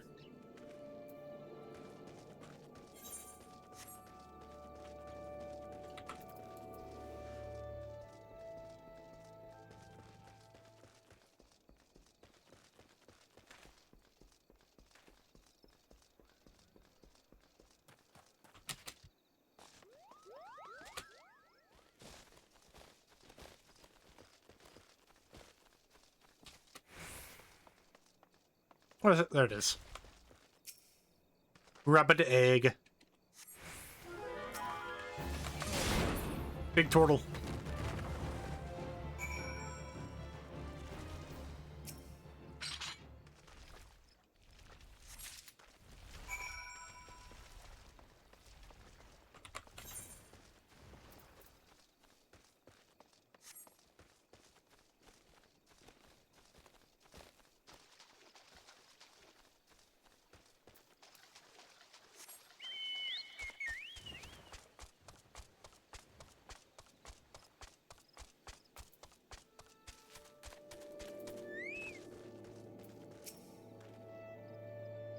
I thought you might have the good sense to leave this place. By your continued presence, I take it you intend to persevere to the bitter end? Such bravery, such recklessness. That will serve you well against Titan. Leave the egg with me. I'll see that it gets to the captain. You should make haste to southern Thanalan. In Forgotten Springs, you will find a man named Uod Noon. He will be your next guide. Safe travels, Sotark.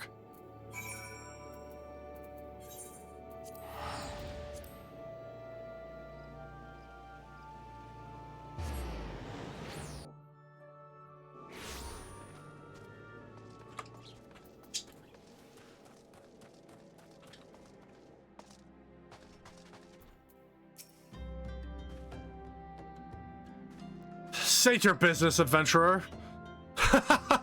So this is the one Westgate sends me. I haven't the foggiest what he sees in you, and until I do, you will receive no aid from me. Should figure to roll the R's. Persistent bugger. Very well, let's have a look at you. You've seen your share of battle, there's no mistaking that. You did manage to obtain the Adamantoise egg. However, that was not more than a display of brute force and blind courage. The Noon I once fought also believed that his strength would save him. He was wrong, and now I am Noon. Many years ago, I joined the company of heroes to hone my skills. Instead of challenging my predecessor before I was ready, even when I was young, I understood that victory goes to the patient, the cunning, the pragmatic. That is why I claimed my position, it is why I still hold it, and it is why I will not help an unproven whelp. The children of the sands do not offer aid to strangers. To do so is a sign of weakness. However, if you are recognized as a skilled hunter in your own right, it would be permissible to assist you. Across the desert to the east lies an Almalja encampment. There dwells a warrior renowned for both his strength and his guile. To even face this Almalja in battle, you must find a way to lure him away from the encampment. This will be your test. To draw out and defeat the veteran. For this, I will offer you no advice, only this worn spear. Why, you ask? You will have to solve that riddle yourself. Now go, slay this old warrior and bring to me his necklace. I stopped rolling the R's. I stopped caring.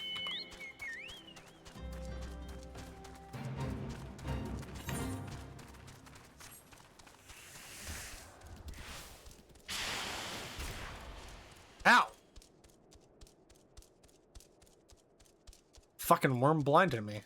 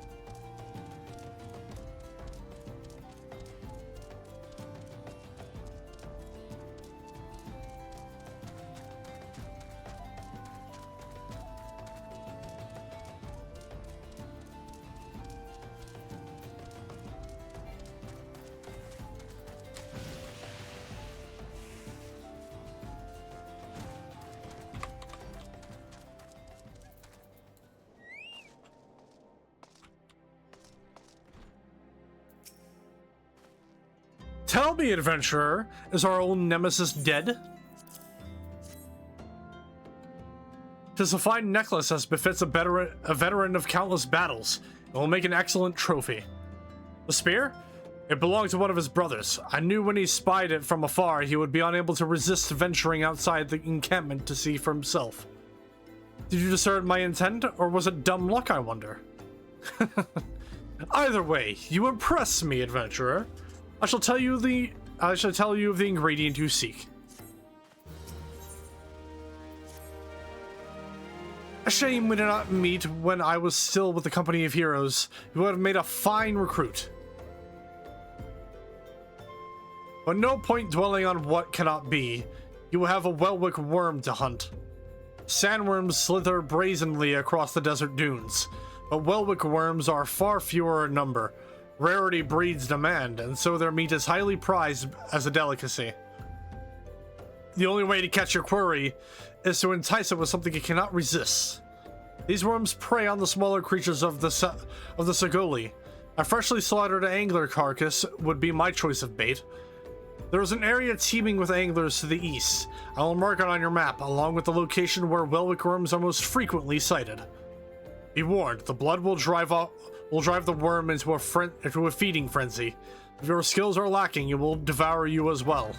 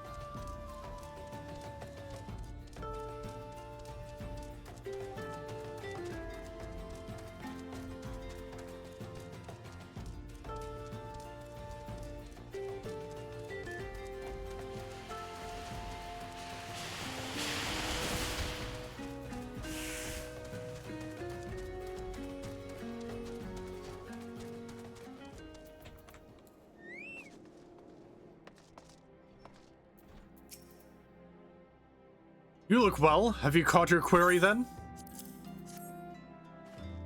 Your skills as a hunter rival those of our best.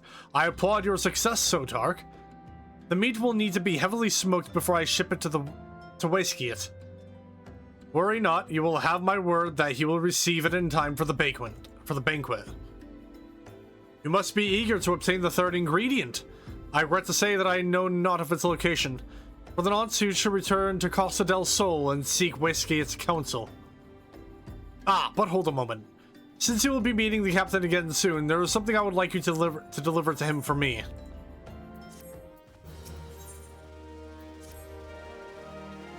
The captain was always fond of his brandywine.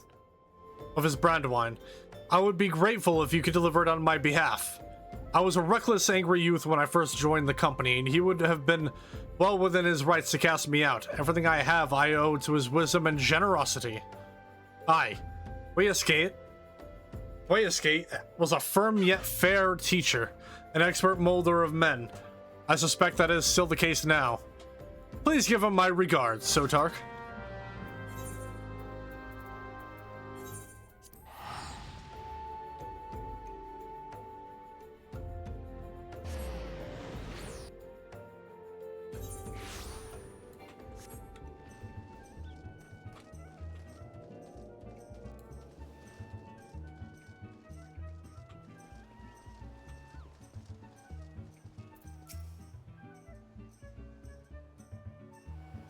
Well met, Sotark. Landonel and Uodnun both spoke highly of you. What brings you here today?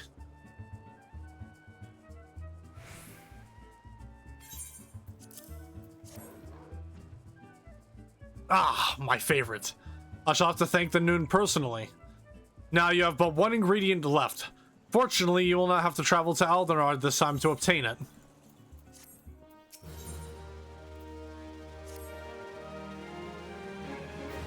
Truth be told, I never intended for you to collect this last ingredient. Braveflox, my old quartermaster, wished to bring it to Casa del Sol herself. However, not long ago, she sent word that there's been some trouble at the Long Stop, and that the delivery would be delayed indefinitely. She told me nothing of the incident herself, but I fear the situation may be dire. Though I would like nothing more than to aid her myself, I have no choice but to turn to you and your allies. Make haste to Hidden Falls Dock and speak with Ozun Nazun. He will direct you to the Terrain Catcher Gully, where Braveflox and her people have made their home.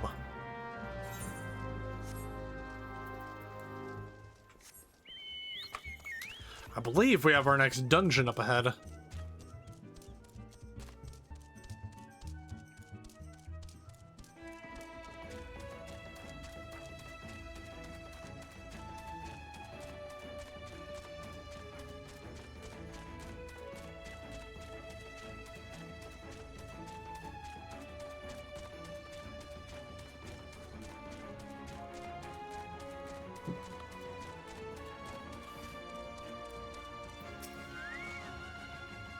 What's our adventure, eh?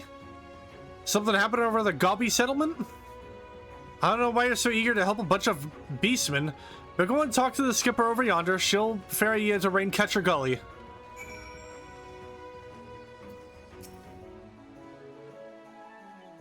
We're going to Raincatcher Gully. Are you coming along?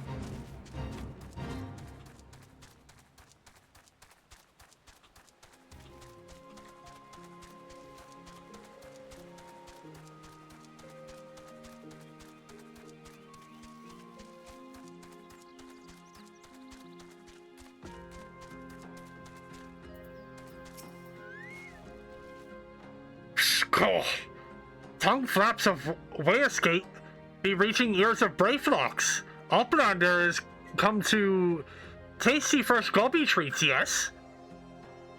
Quest prize of Uplander deep in Longstop. Flighty beast chase Gobbyflock from homes. Gobbyflock needs goodly Uplander, gives safety to Longstop with much hand lending.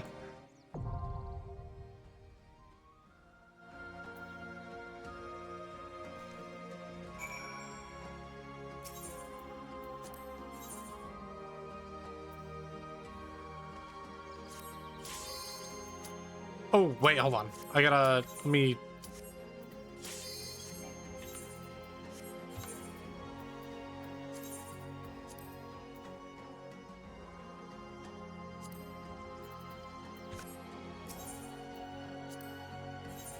There we go.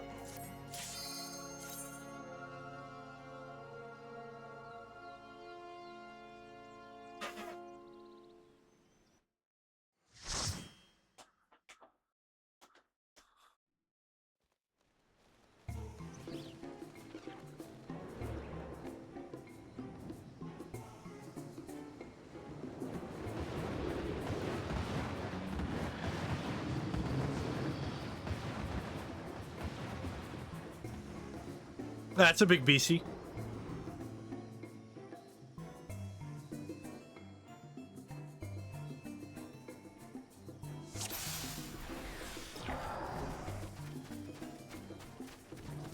That's dragon.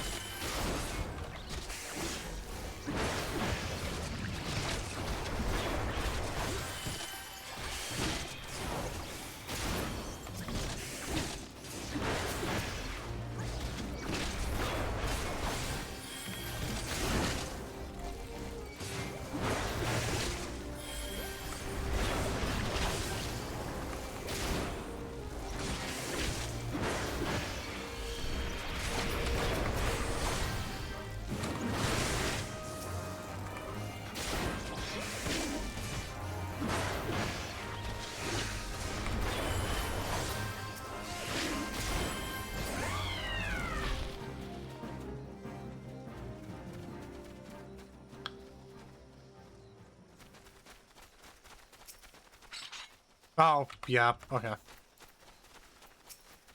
I didn't think we got the key from this mob here. I thought it was the one near the gate.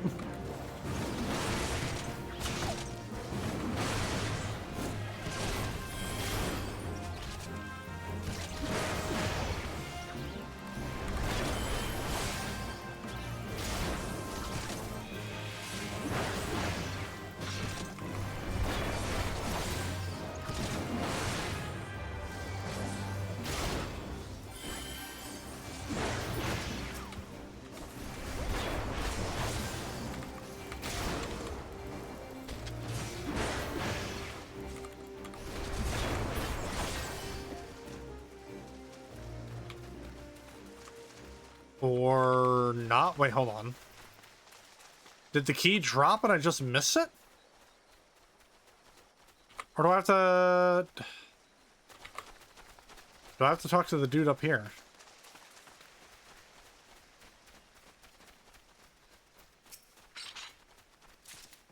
Yep, there we go.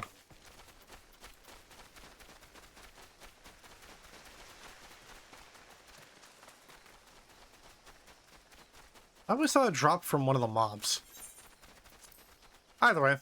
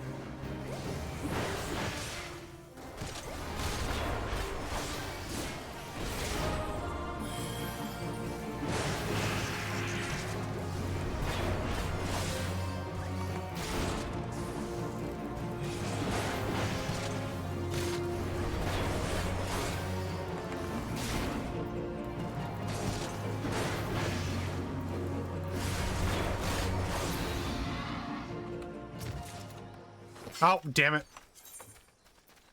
Why did I open the chest? Just instinct, I suppose.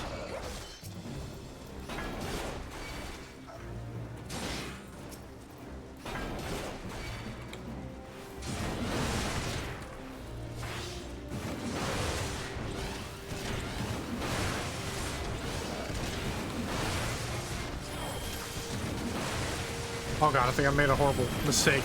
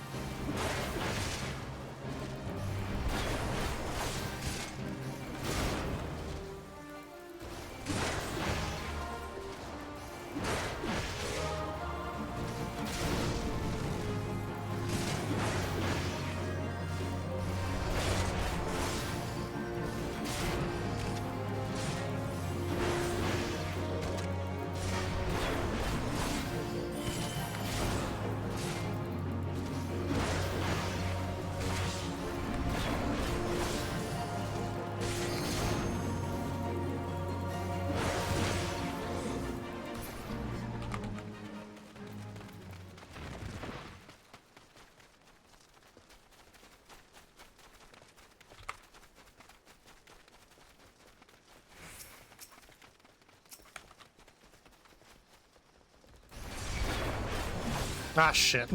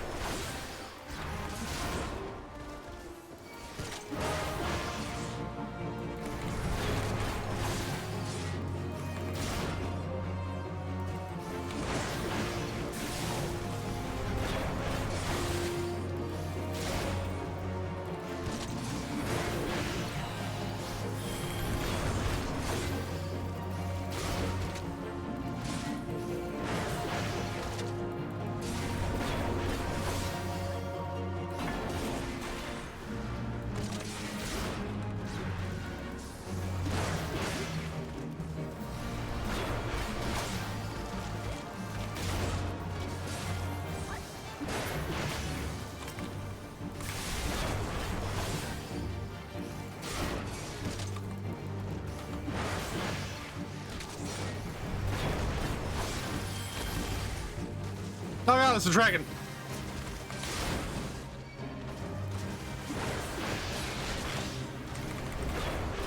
We have upgraded from skink to dragon.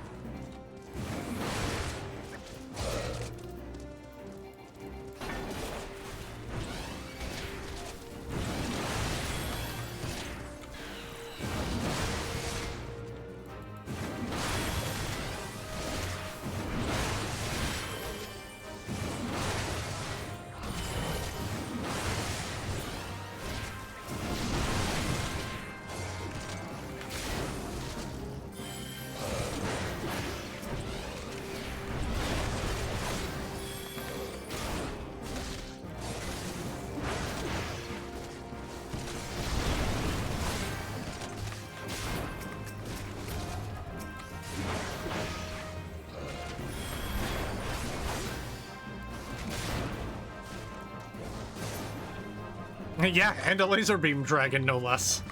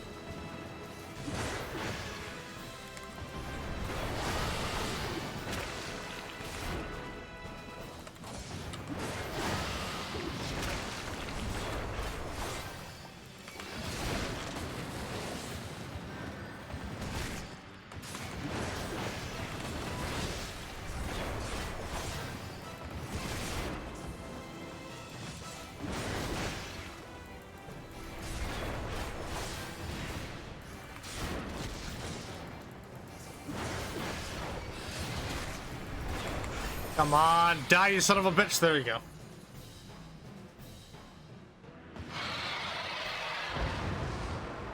Ah.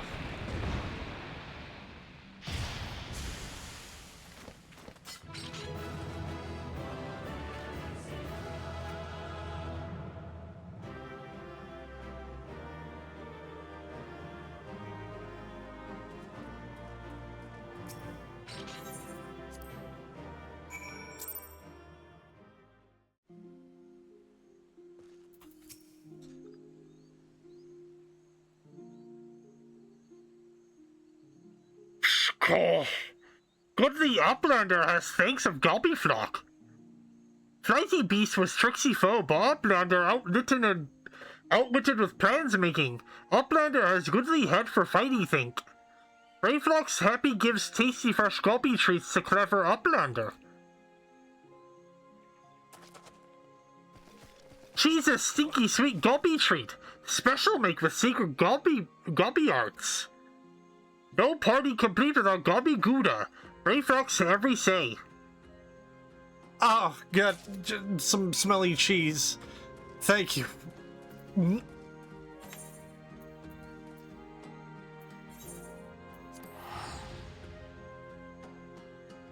Hi, Mary.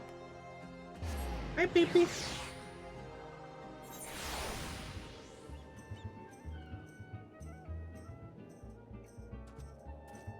Cute.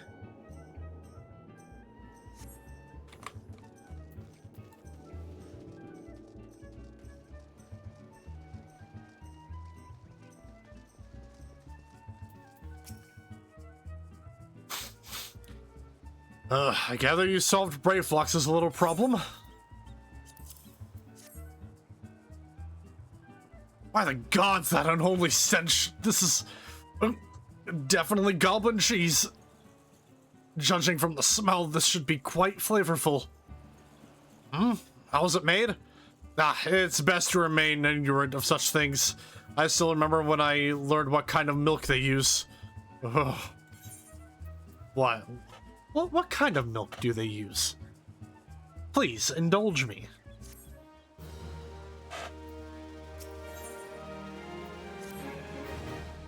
Bravo, Sotark. Thanks to you, our guests shall be honored with a marvelous banquet. But what good is an exotic feast without an equally exquisite aperitif? Luckily, I know just the person to ask. Make your way to Wineport and seek out Shamani Lomani, another former member of the company. All you have to do is give him this order slip. He'll take care of the rest. Oh, and if you're wondering if this is merely a ploy to test your patience, I assure you I do actually need that wine. And while you're there, give Shamani Lomani my regards.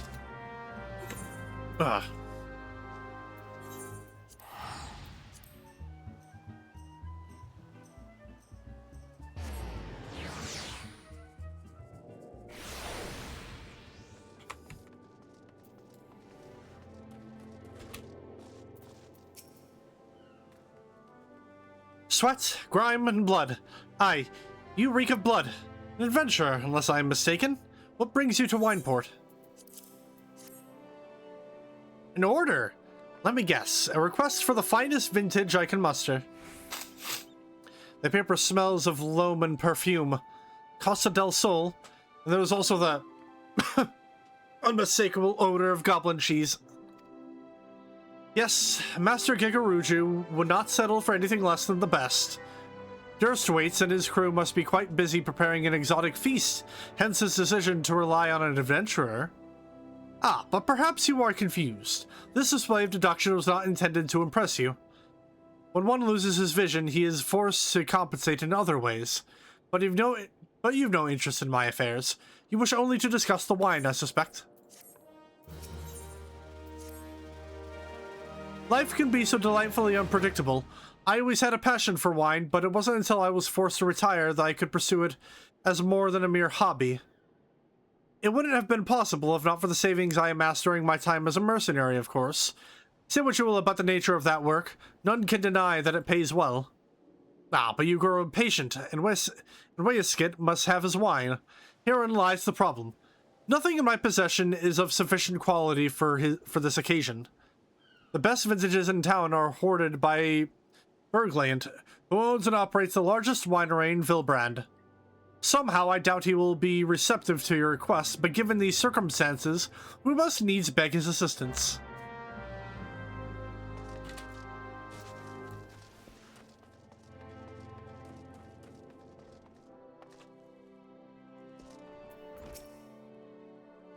What rank amateur bottles this wine?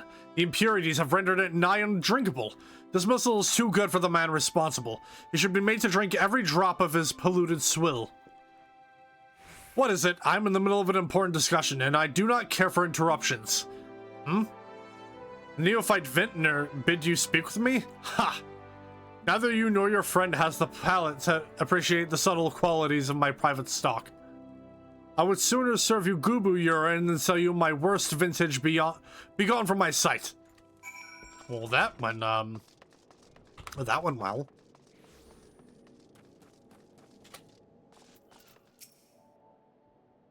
I take it he said no.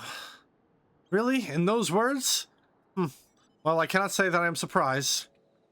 While there's no denying his passion and skill, the wine baron of Limsa is not a man known for his tact. Very well, we shall have to take an alternative approach. There is a chance, however small, that another resident of Wineport can furnish us with a suitable wine. In fact, had you come several years ago, I guarantee this would not be a problem. Alas, the quality of our product has declined significantly in recent years. The only breeds cultivated these days are common lowland vines, which isn't to say that their grapes are of poor quality, only that we have known better.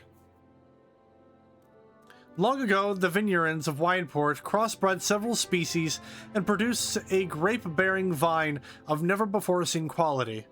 Bacchus grapes were once the pride of this town, as they were used to produce vintages which surpassed all others. This includes the most aromatic, the most perplexed, the most flavorful of all wines. Aye, the legendary Bacchus wines are born right here in Wineport. Ahem. Pardon my enthusiasm. You see, I once had the privilege to sample that particular wine. It was an otherworldly experience. In that moment, I felt as though I had tasted the nectar of the gods themselves. I transcended my mortal flesh and was one with all creation. But, as is all too often said, the calamity changed that. The Bacchus vineyards were completely destroyed, along with much of the existing stock of Bacchus wine. What little remains is closely guarded by its owners, for it could no longer be made. If we cannot convince Berglance to part with his wines, our next best option, as ridiculous as it sounds, is to find someone who has a bottle of Bacchus wine, and to differ them every gill we can spare. I've heard rumors that one of the vineyards tending the vineyards might have once owned a bottle. Perhaps you could start by speaking with them?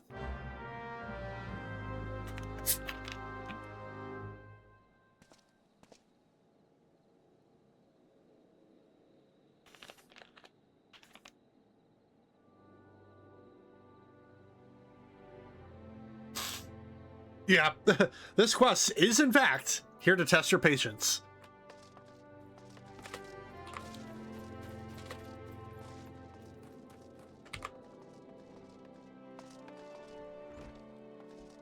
Wait, am I even in the right area? No.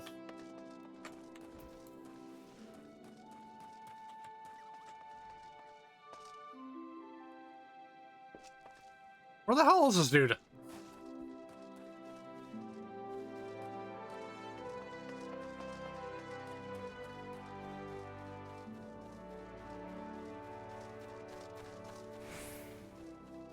Ah, there he is.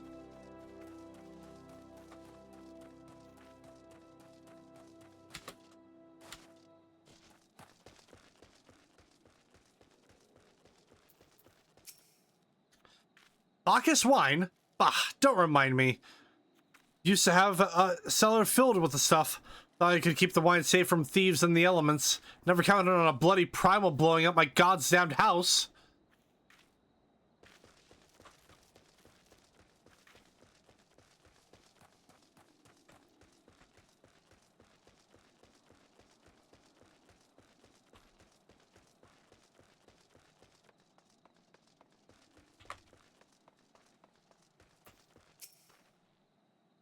What? Do I have Bacchus wine? I wish. I never had the chance to try it myself.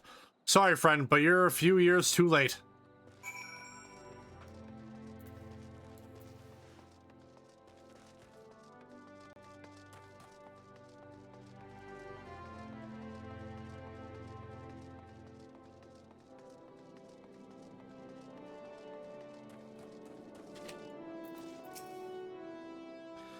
No luck?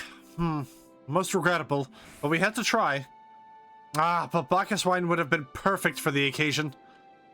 Though I must confess my certitude could be due in part to my personal history with the beverage. It is, after all, the very reason I decided to become a vintner. After Titan blinded me in our battle beneath Ogamaro, I fell into a deep depression. It wasn't until I tasted Bacchus wine for the first time that I realized there was still so much I could experience, even in my condition. It helped me to find a new direction in life. But it breaks my heart to think That wondrous ambrosia which once filled me with hope may be forever lost to us.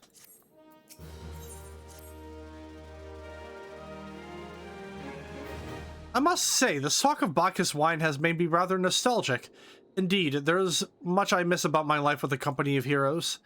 After everything the captain has done for me, I cannot bear to disappoint him.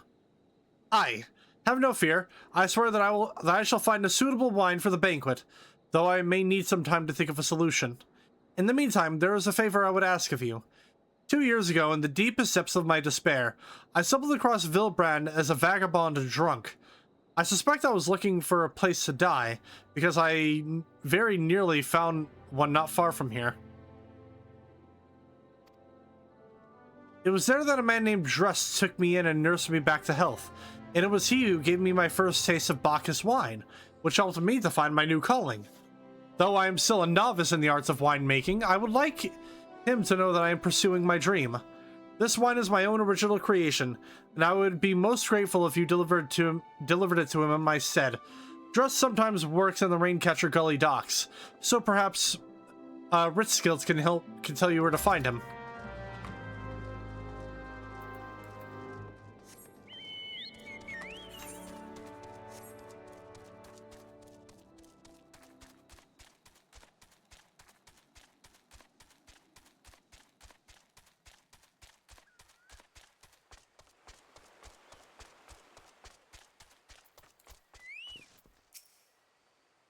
Dress! Oh, you mean the hermit? I toss him a few gil when we need an extra pair of hands. He doesn't talk about himself, and I sure as hell don't ask. When a man's got a face with scars like that, you best leave well enough alone, I say.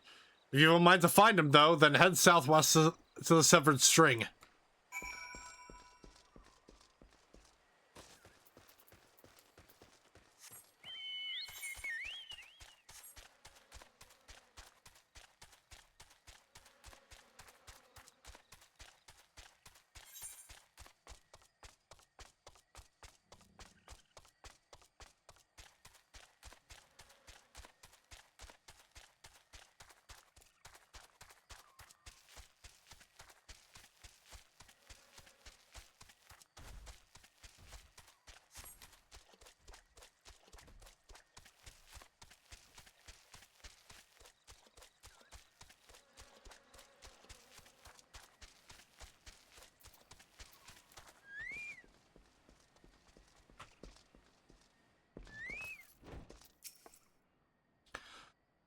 What do you want? Wine? I didn't ask for this. Who sent you? Ugh.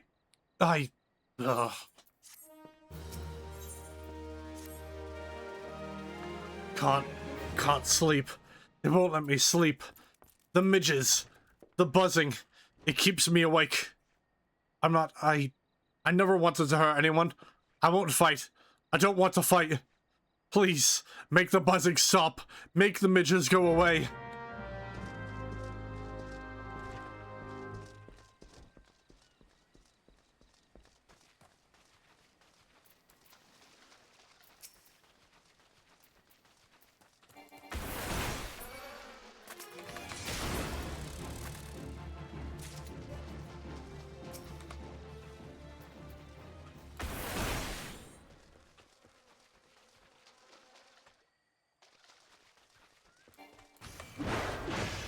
What the fuck?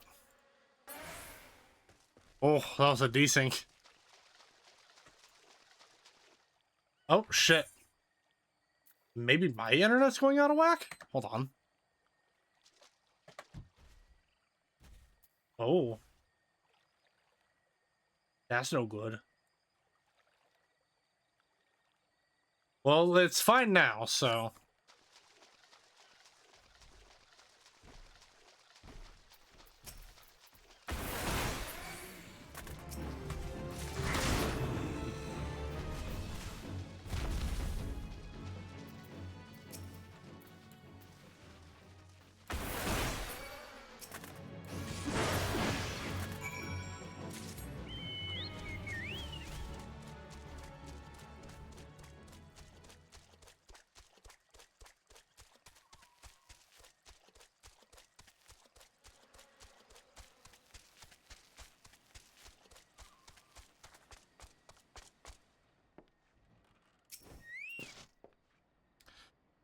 It's not so loud anymore.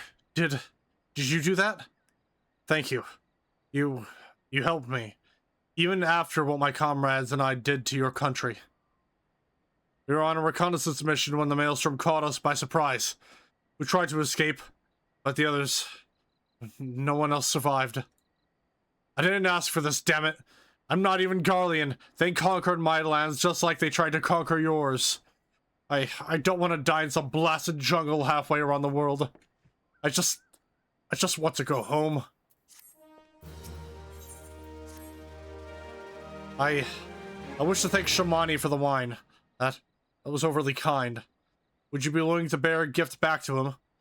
Earlier today at Red Mantis Falls, I collected the sap from nearby palm trees. If placed in coconut shells and stored for a few bells' time, it makes for a fine wine, see? It should be ready by now. I left 3 shells out there. Please take them to Shamani for me. I'm glad he's moved on with his life. I hope to one day do the same.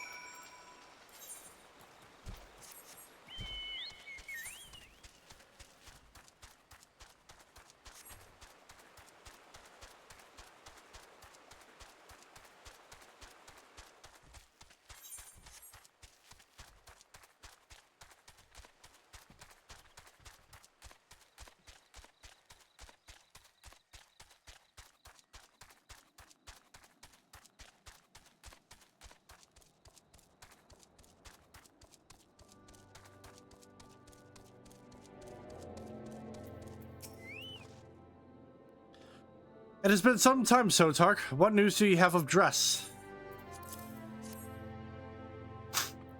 Yes, I recall you did have some knowledge of winemaking. A simplistic but nevertheless effective method that utilizes the natural properties of palm sap. I shall have to enjoy this batch before it spoils. We are not so different, Dress and I. 2 men who have long struggled not to let our scars define us. I worry that he has been alone with his thoughts for far too long. Aye, it is past time I paid him a visit. Thank you for looking after him, Sotark.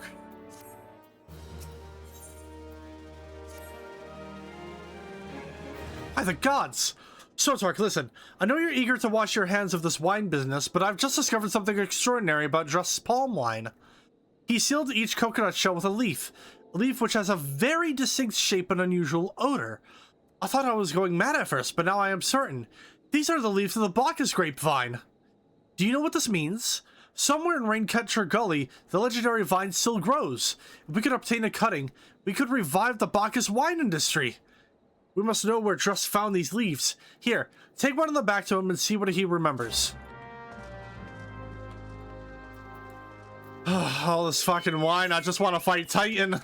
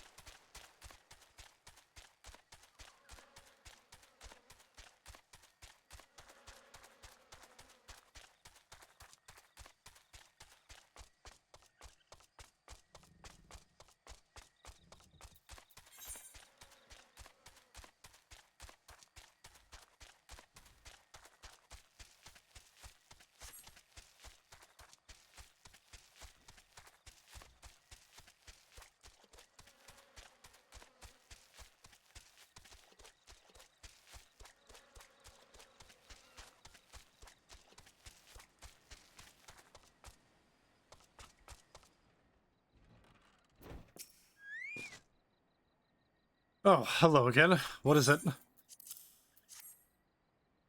It's just a leaf, isn't it? I only chose it because it was pretty. I didn't know it was rare. I found them near the Juggernaut to the south, but I didn't see any grapevines. I saw fresh gubu tracks, though. Maybe the leaves came from the vines growing on the back of one such beast? If you go looking for it, please be careful. Some gubus are more territorial than others, and you may have to defend yourself.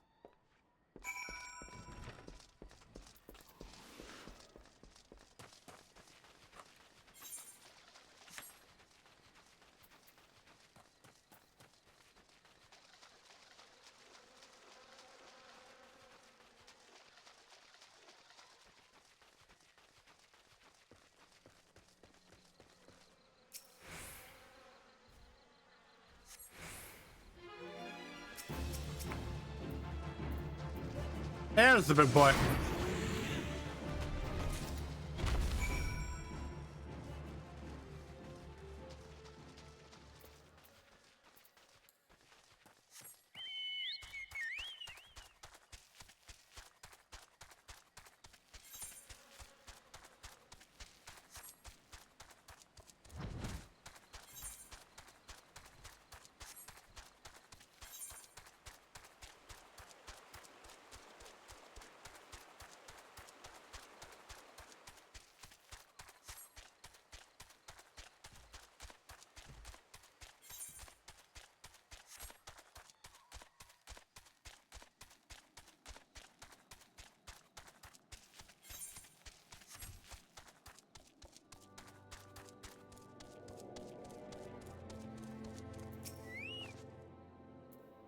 What did Dress have to say, Sotark? Tell me everything.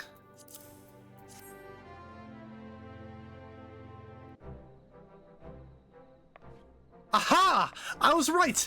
The smell, the texture, I hold in my hands a Bacchus grapevine cutting. Come now, enough of this nonsense. I've heard talk of your discovery, and I refuse to believe that a common adventurer and a novice vintner would, or could... 12 was my witness. It is a Bacchus grapevine. Wherever did you find this fantastic specimen? But what? You would offer this to me? But why? There is none better positioned to reconstruct the Bacchus vineyards than you, Master Burglian. You have the resource, the knowledge, and the passion to do so. It would be selfish of me to keep this cutting. I never knew you cared so deeply about your craft. Thank you, good sir. I will not squander this gift. In just a few years' time, I swear that every tavern across Eorzea will once again be clamoring for a cask of Wineport's legendary Bacchus wine.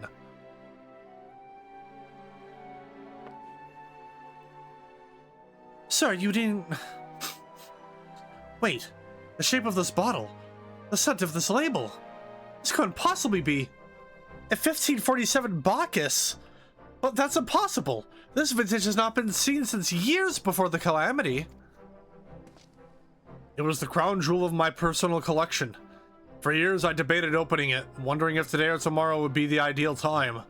But now I realize that it was never meant for me. It should be savored by the saviors of Wineport, I say. He has made us an offer we cannot refuse. Master Gugaruju will find no finer wine. You have forever changed Wineport, Sotark. Thank you for your kindness and your generosity. But do not permit me to delay you any longer. Pray deliver the wine to Captain Wayescate.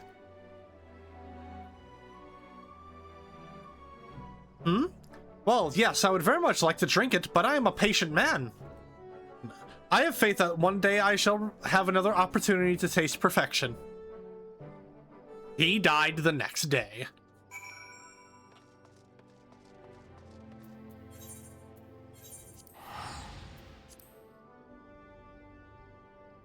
Taking himself away from the first drink that could have been.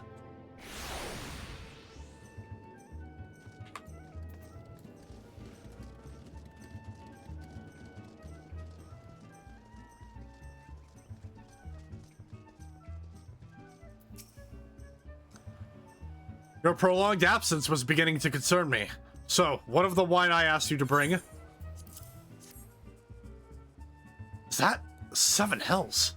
A 1547 Bacchus? Even I know how rare that is. I have to admit, I didn't think you had it in you. But congratulations, Sotark. Thanks to you, this will be the most luxurious feast Casa del Sol has seen in years. Shame one of those giant-ass wine barrels fell on him.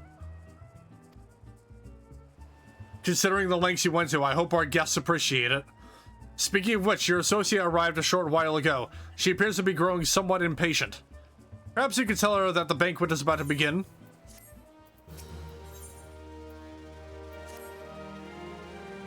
You have the look of a man who has been to the seventh hell and back.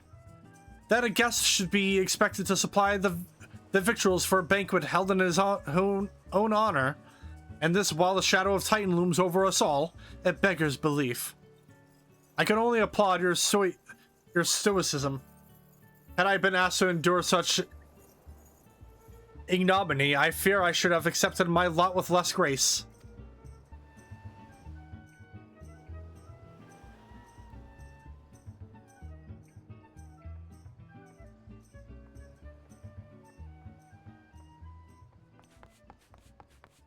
Lady Y'shtola, Sir Rulgar! 1,000 pardons for this extreme discourtesy. I was wholly unaware of your true identity, sir. Had I known, I would never have permitted my man to subject you to such unspeakable ordeals. Are you fucking serious? Come now, he must have sensed something was amiss.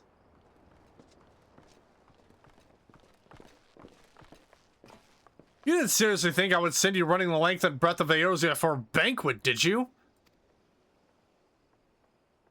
Spare him your mockery, Captain. Your intent was unclear to me until this moment, and unlike me, Sotark has no knowledge of your traditions. Mayhap you would be so good as to enlighten him.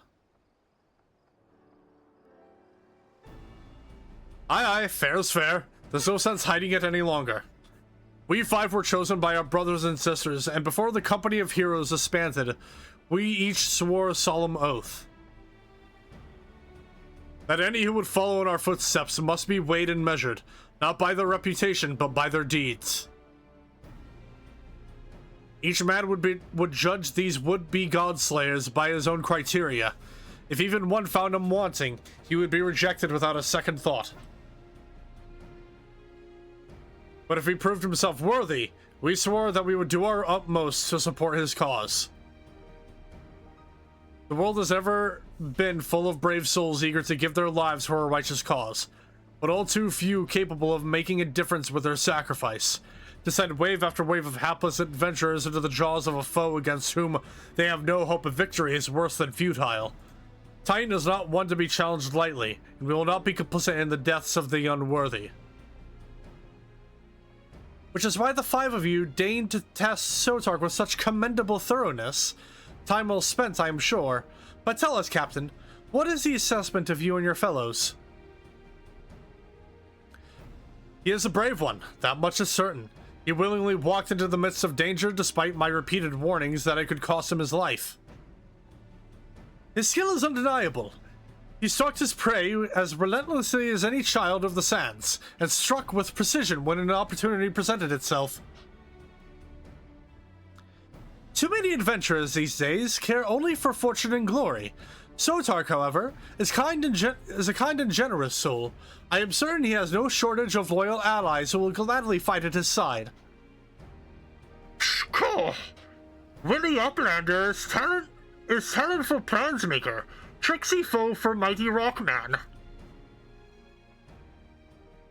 I can only concur with my colleagues' assessments. We five of the Company of Heroes hereby judge you a worthy challenger. Cast down the Lord of Crag, Sotark Rulgar, and write a new chapter in the history of Eorzea.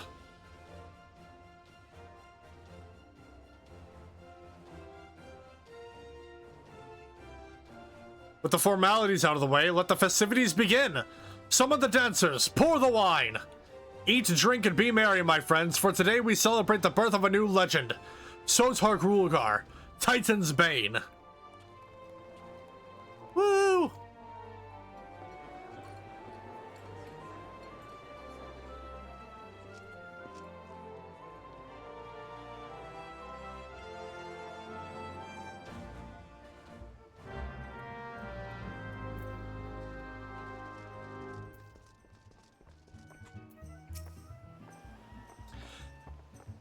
Congratulations, sweetling. Now relax and enjoy the show. It's only just begun.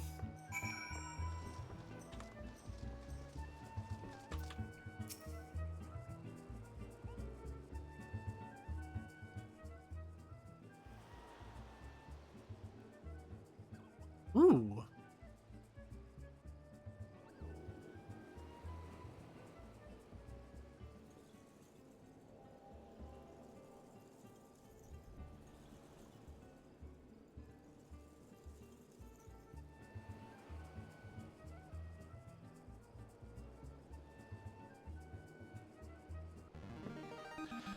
Tasting the exotic feast triggers a divine revelation. In that brief, transcendent moment, you glimpse the true form of reality. Comprehend its fleeting nature and cry out to the heavens in celebration.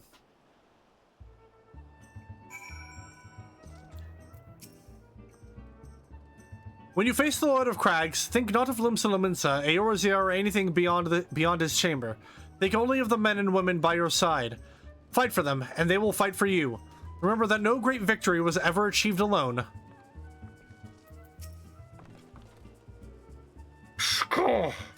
Goodly Uplander must be facing mighty rockmen with clever fighty think. Gobbyflock not be coming to rescue this time. Ah, so talk, you brave fool.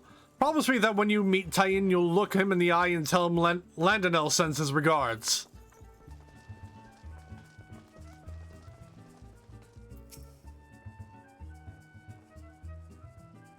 You are a veteran of countless battles, Sotark. This is but one more. Trust in your experience and you will prevail. You are blessed with a fortitude to rival the earth itself. Titan will struggle to break you, I think.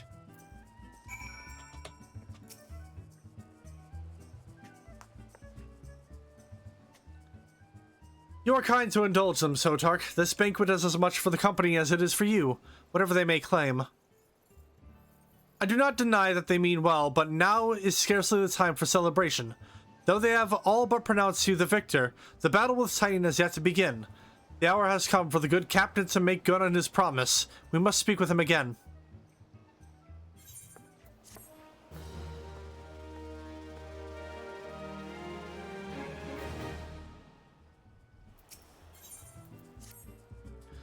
You must be eager to face Titan. As promised, we will show you the way. Travel to Bronze Lake in Upper Lenosha. There you will meet with Riol, another man who once served with the company. To ensure that this knowledge does not fall into the wrong hands, he will remain in hiding until you have given the correct signal. Give me your map. You must whistle loudly at the 3 locations I mark. Only then will he appear to meet you at this fourth location.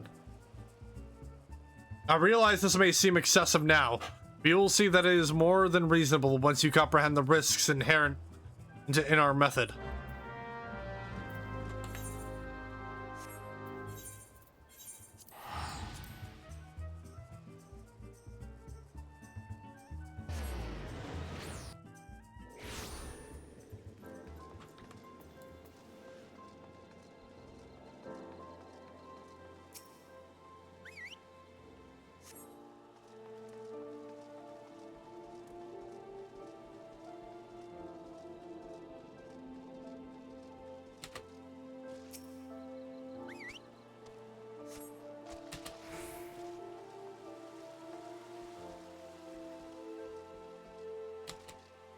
Oh, what's up there?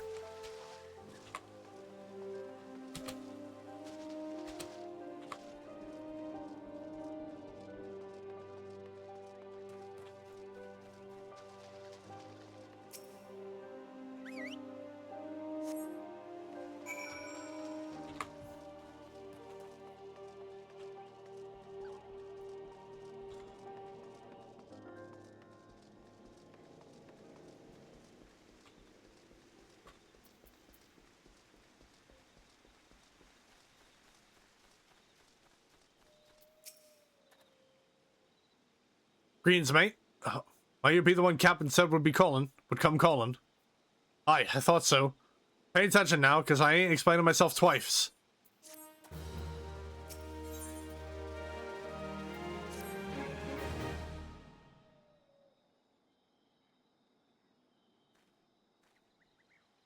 Years ago, when we was weighing up on how to get to Titan, one of our scouts stumbled across the Beastman Aetherite, see?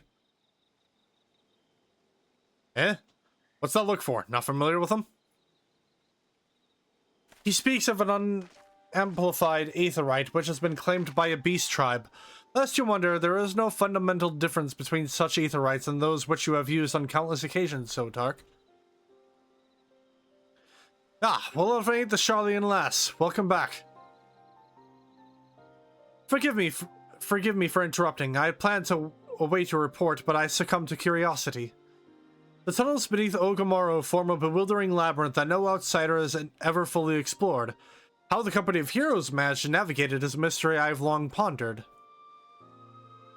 Ha! Give us a bit of credit, love. We weren't daft enough to try going in the front. The kobolds are always digging new tunnels and filling the old ones with traps. One wrong step, the next thing you know, you've got 100 tons of rock on your noggin. Suicide to even try, see? Funny thing was, the kobolds didn't seem to have no trouble finding their way around. It was that has got us thinking. I mean, Yugamaro mines are like a bleeding city, ain't they? And getting around in a city that big would be a right pain in the arse if you didn't have an Ethernet, wouldn't it? So it stood to reason that the kobolds must have one, didn't it? Even if there were Aetherite shards in the depths of Ogamaro, you would have needed to attune yourselves to them before you could identify their signatures within the life stream. Ah, well, that's where you're wrong, love. We had this Charlian bloke to help us, see? Delivered us right into Titan's bedchamber, he did. I don't rightly know how he did it, but I do remember him saying it weren't nothing any Charlian scholar worth her salt couldn't manage. Did he now? Locating a beacon in the absence of a known signature might be possible if the Aetherites in question happen to be... Ah, yes! But in order to guide a traveler to said beacon safely, a second party would be required to... It is possible, in theory at least, yet I cannot be certain until I try. Plainly, all will depend on whether or not I am worth my salt. Oh, you are, lass. Don't you worry about that. Have a bit of faith in yourself. Oh, don't we all go to Zelma's Run and take a closer look at the Aetherite? It ain't far, though there shouldn't be a few kobolds blocking the way. Now you can't handle mind.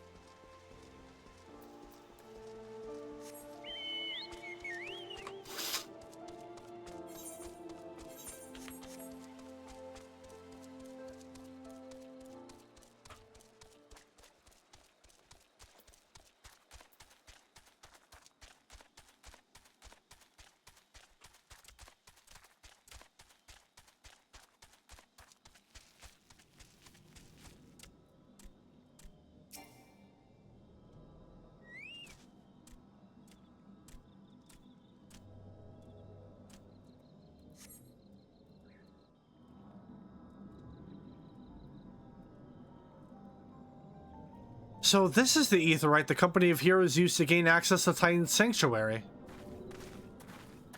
It is as Papalimo speculated. In its present state, this Aetherite signal will not be strong enough for our purposes. I may, however, be able to use my own energies to amplify it.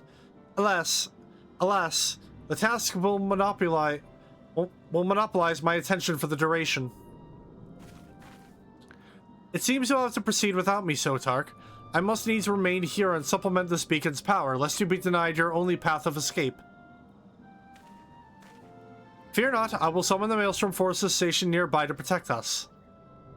With effort, it is possible that I may be able to stabilize the Aetherite signal and thereby join you, albeit belatedly.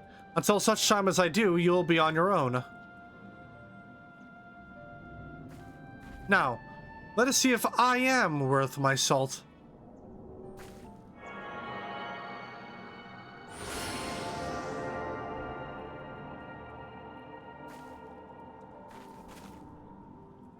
I have located another beacon, one far below the mountain. I can only speculate as to what you will find there, so stint not your preparation.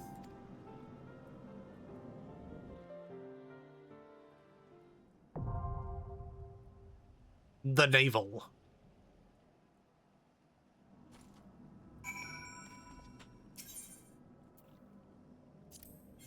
Let's go.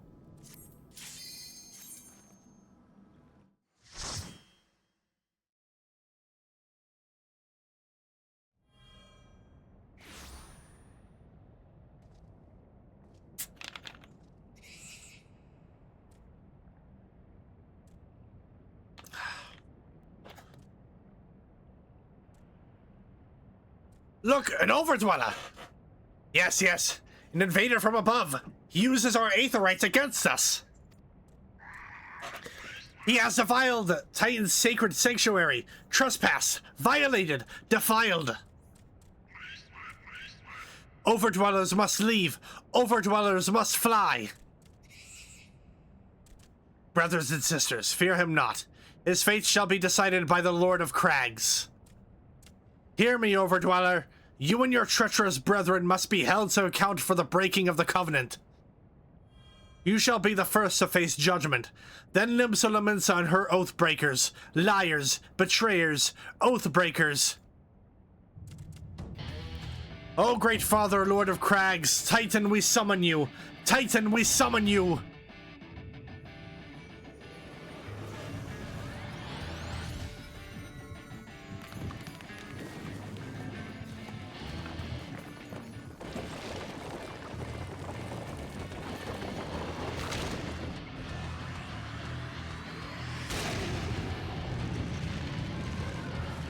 There he is. He has come! He has come! The Lord of Crags, Titan has come! Overdweller, art thou deaf to their weeping? Thy vile kind coveteth ever the blessing of the land, and murdereth my children by the score, all in service to greed. Such sins are beyond pardon. Ah, but I am not the first to suffer thy defiance. Thou didst bring Ifrit low. Godless Overdweller, thy myriad heresies shall not go unpunished. Upon thee shall I wreak a terrible vengeance.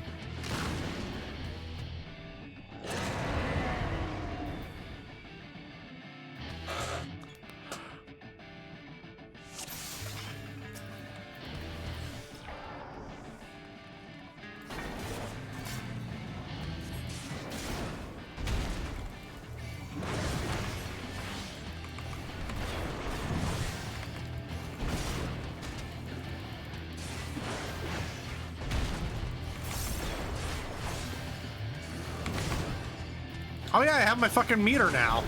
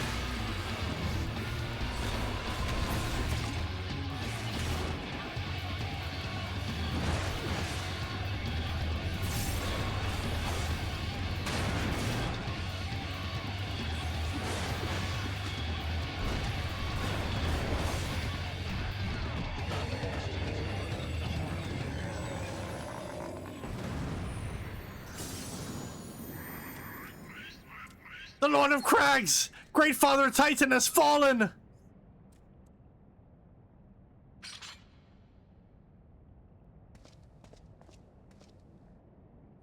Ooh, another crystal.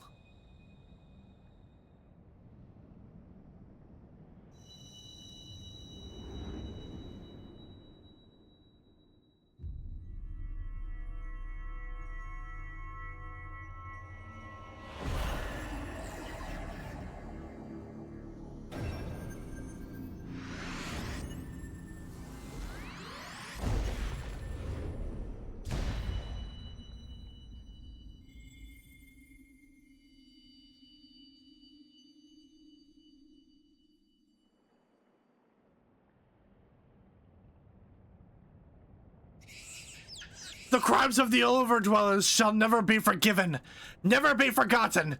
No, no, never! 'Twas your kin who broke the covenant. We have acted only in defense of our lands. Cease your aggression or never will there be peace. Until our dying breaths, we shall defy you, deny, decry, defy!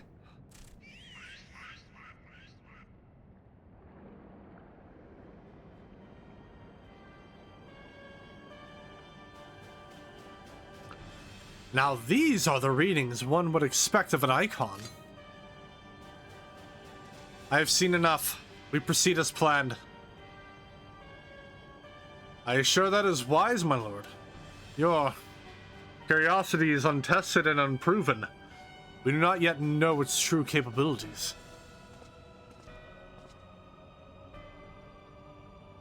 Then trust in mine, Ritaten. My curiosity, as you so eloquently put it, would have bested Titan in the blink of an eye. Why, if there be truth to the legends, it could steadily subjugate the whole of Eorzea, give it but a little while longer. Is that not so? It is.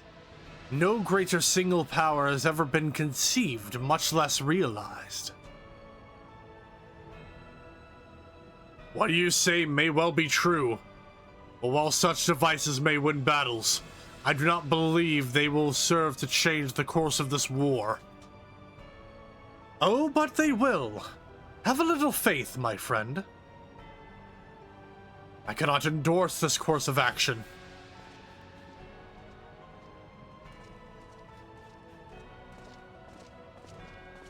Fool.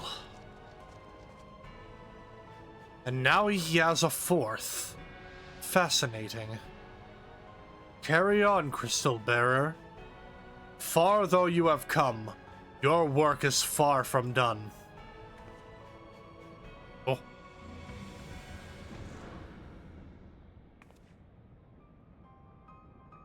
And not remain to mark his passing. Well, the Asians are nothing if not elusive. It is of little wonder that they should cast advanced teleportation magics at will. That they would choose to consort with the Empire. What common goal could they possibly share?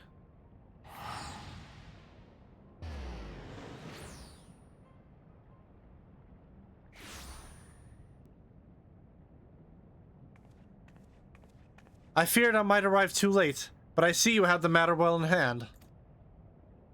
I have taken measures to ensure that we are not pursued, yet I cannot say how long they will hold. Take your leave while the kobolds are still in disarray. I will follow anon. There is something I must investigate before I depart. I will teleport you to the Aetheryte in Zelma's Run, and we will rendezvous at Camp Bronze Lake. Agreed?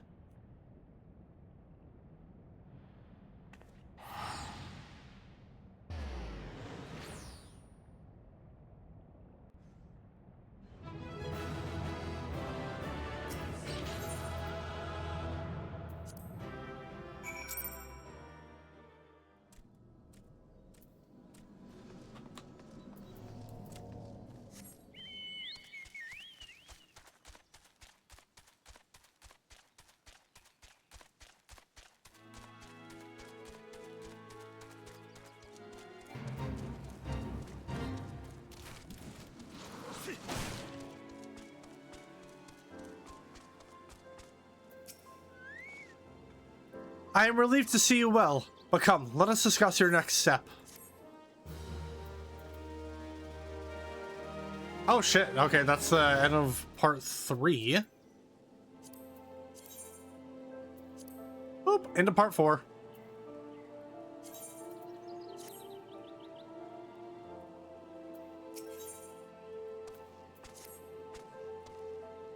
Though word will already have reached Maelstrom Command, protocol requires that a representative of our order inform the High Commander of the mission's success.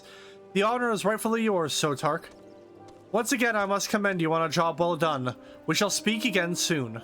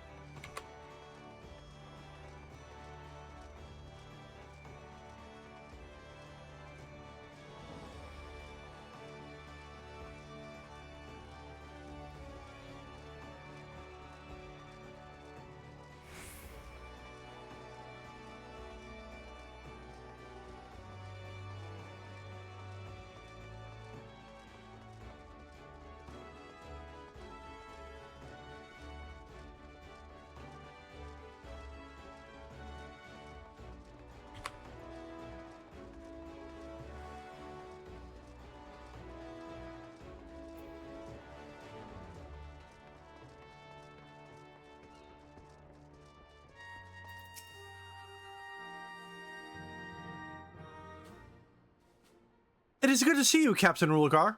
Word of your triumph reached me some while ago, but I am pleased to have it personally confirmed. First Ifrit and now Titan? Truly, when I think of your achievements, I feel the loss of the Warriors of Light less keenly, and there could be no greater compliment than that. You and your order are heroes. Suffice it to say, we are glad to have a scion in our ranks. I shall relay the details of your report to the Admiral forthwith. Please send my regards to the scions of the 7th Dawn. Until next time, Captain.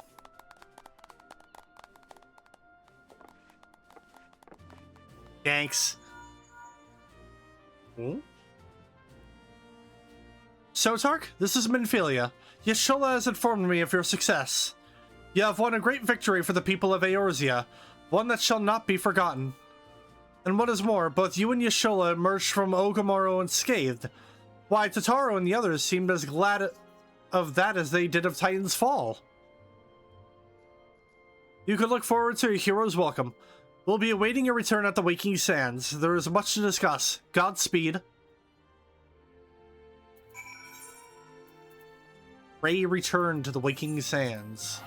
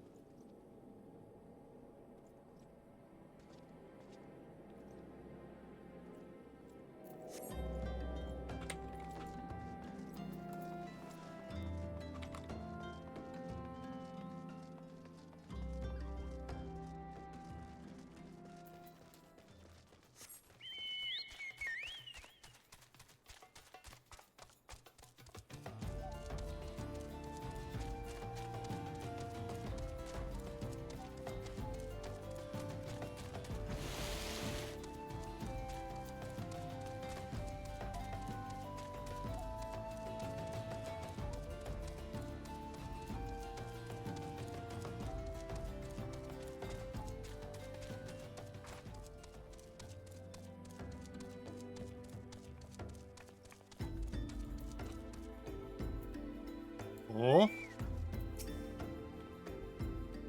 Was that screaming I heard? I'm not sure I want to know. You hear that commotion just now? What in the 7 hells were they doing in there? Russell and a Pacey? You look like the adventurous type. Mind taking a quick look? Oh boy. Ah, fuck.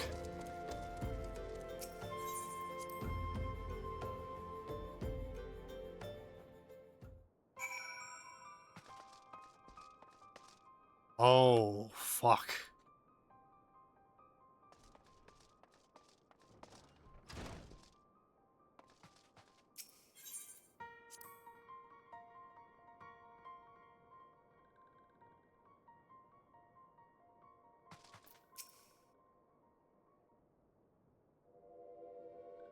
hell happened here? This one is glad. Walking one is safe.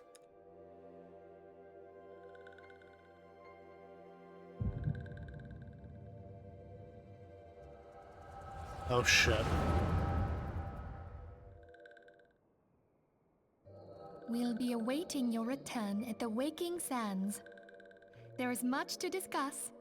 Godspeed.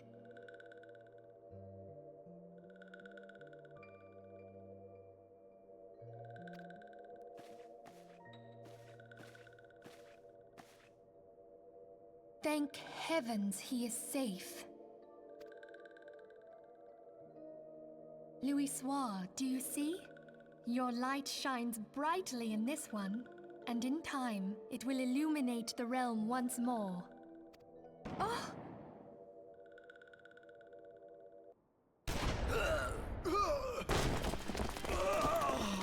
Advance no further!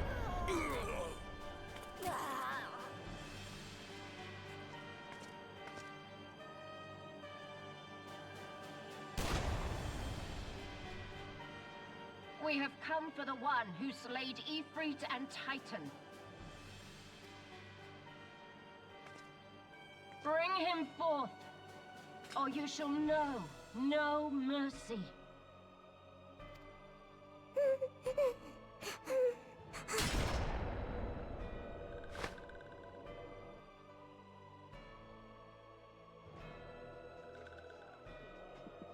Confound it.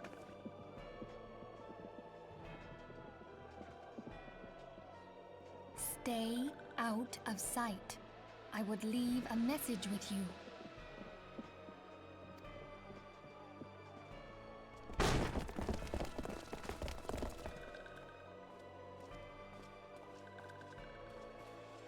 I surrender myself, on the condition you spare the innocents. Conditions? There speaks the Supreme Sire. I'll grant you have courage, but you would be better served by armor.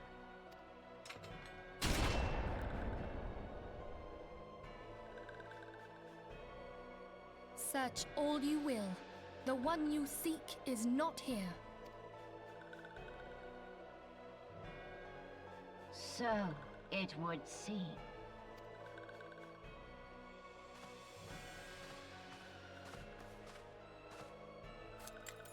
And yet you knew to look here. But how? Hold that thought.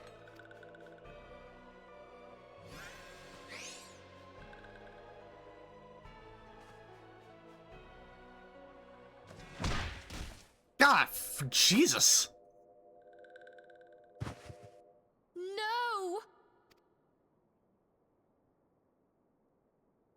Conditions of surrender denied.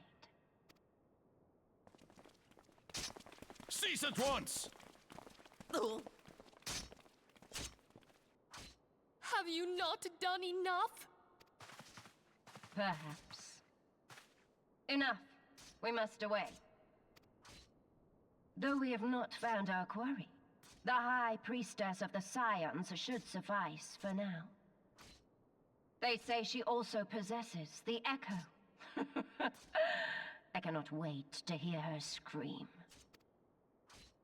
I said enough! Jesus. We leave. Bring the prisoners.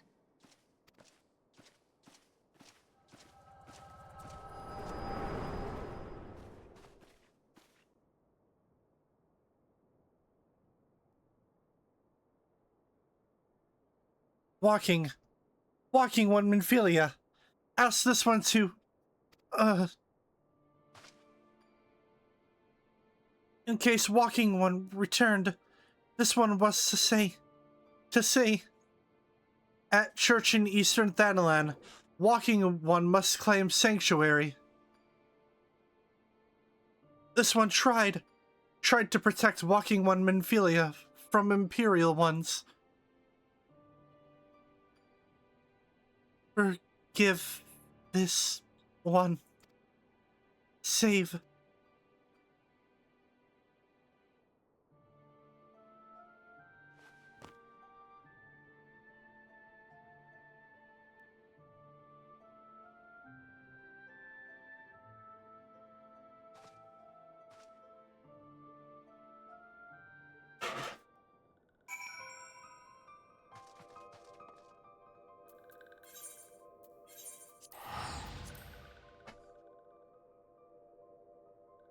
Oh, fuck.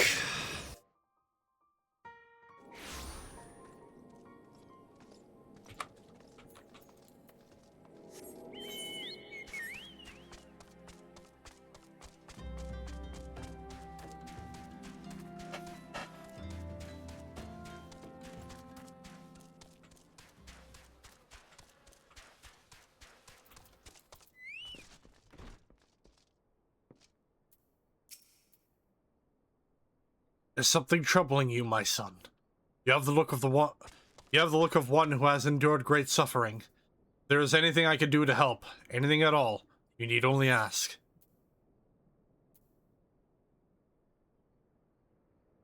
The wild roses are dead, father, and I know not what to do.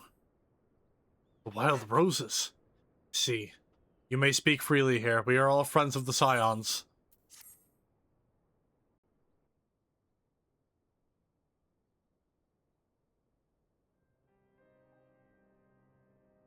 How? How could this have happened? You are certain that Minfilia was among those taken by the Garleans?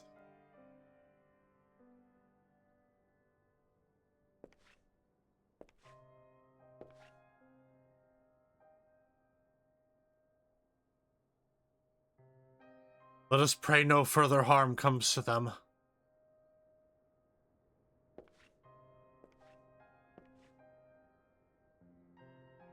You may stay here for as long as you wish. It is the least I could do for a friend of Minfilia's.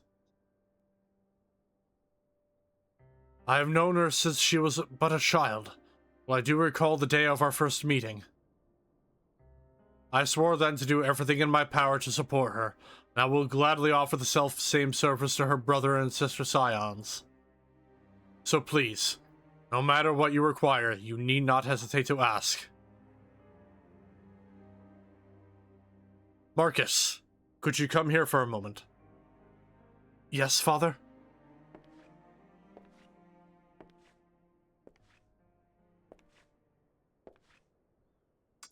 Hey. If you would require assistance, pray speak with Marcus. He is a trifle shy, but I assure you he means well. I should explain. Marcus is a survivor of the Battle of Carteneau. Alas, his experiences took a terrible toll upon his mind. Had we not taken him into our care, he would surely have perished in the desert. Marcus, I want you to look after Sotark. Do you understand? Yes, father.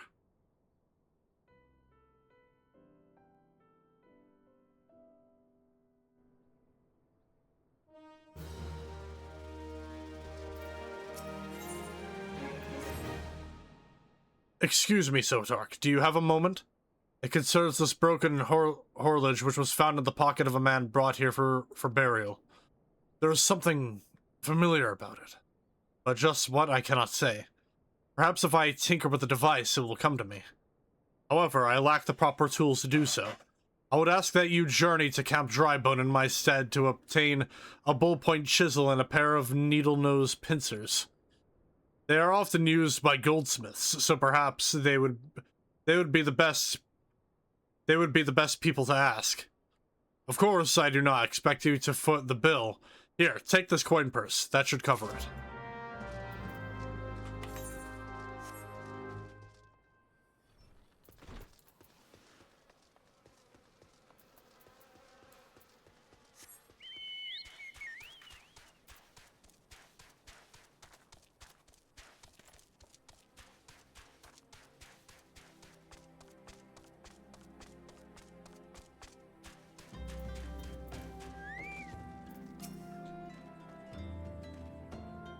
A ballpoint chisel, you say, and a pair of needle-nose pincers?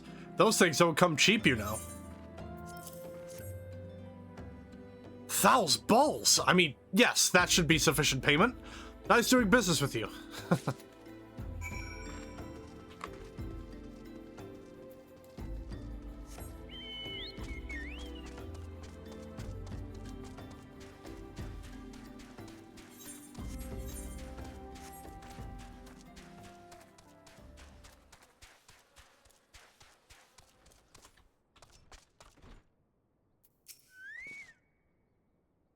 Have you brought the tools I requested?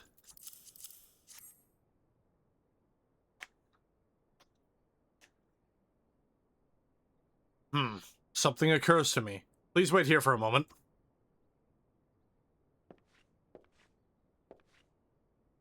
It was for naught. Though I repaired the device easily, the sensation that stirs within me remains a mystery. But how did I do it? These hands, my hands, they moved with a mind of their own, deftly manipulating the clockwork mechanisms. There was no doubt or uncertainty. I knew exactly what to do, as though I had performed the same motions countless times before. Pardon me, Sotark. This was a mistake. Please give the horologe to Sister Ilunid. The man who once owned it is currently in her care, and I think it best that it be returned to him.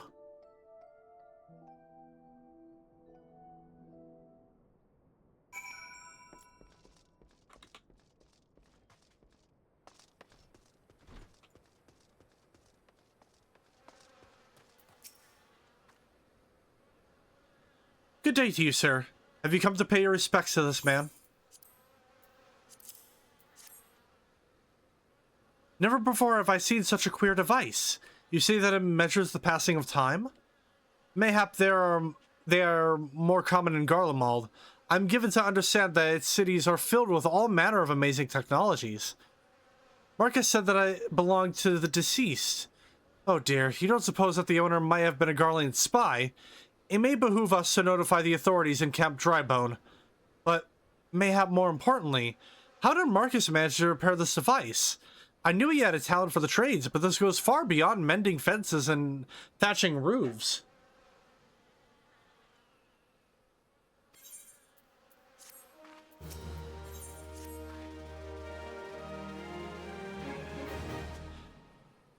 I recognize you now, Sotark. Allow me to express my deepest condolences for those who lost their lives in the attack.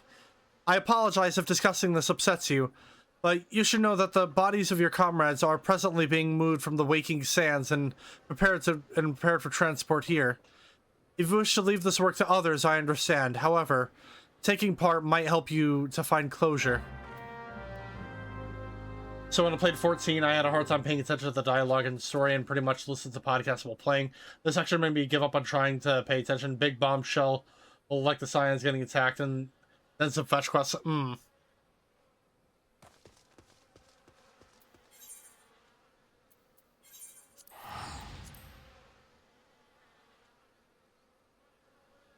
I do think, because we're in part 4, there's 6 parts of A Realm Reborn in the New Game Plus.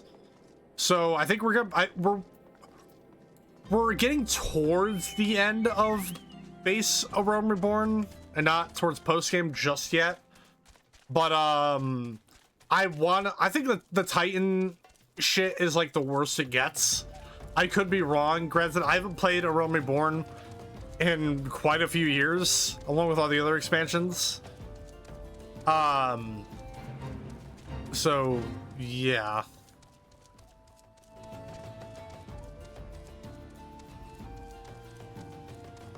And yeah, I will say the attack on the Scions does kind of happen out of nowhere, especially when it's like, especially if you have like the Aetherite shard and everything, and you travel like to the only Aetherite closest to the Waking Sands. It is kind of weird how quickly the place gets attacked.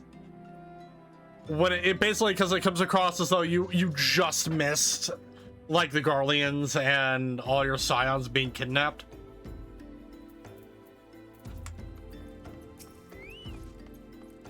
Eh? You don't look like one of them church fellas. Not that I'll turn you away. No, sir. As you can see, we've got a pile of unidentified bodies over yonder. No one's come to claim them, so off to the Lich Yard they go. Be thankful you didn't have to go inside and see the carnage for yourself. Supposed to suffer nightmares, I tell ya. God's damned Imperials.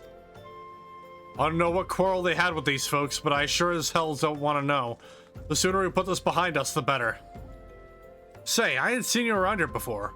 Or do you have one of them faces? Ah, never mind. Any road. There's a carriage come to haul the bodies to the Lich Yard up by the east gate. There's only 8 left to load up to load up, but seeing as I'm exhausted from carrying all the others, I have a mind to leave the remainder to you. Might want to cover your nose while you work. Some of these folks starting to turn.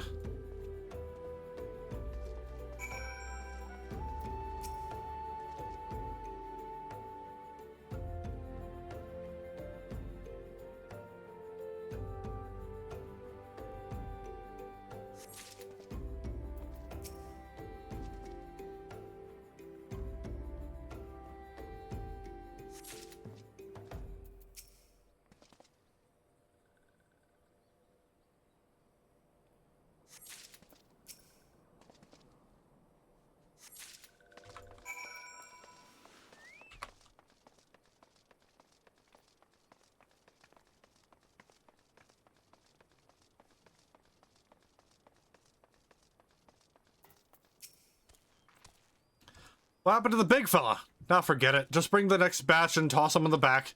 Ain't like they'll complain if you're rough. Well, ain't you a strong one? 4 in one trip? Reckon there's no need for me to lend you a hand with the rest then. Alright, thank you, asshole. I would appreciate the help.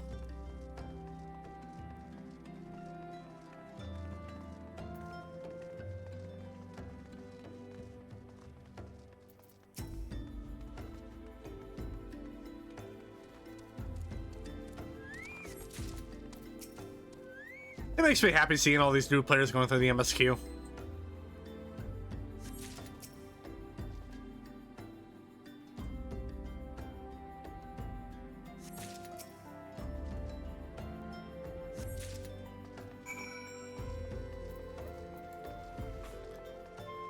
Yeah, don't mind me just collecting my comrades' bodies like sacks of firewood, right?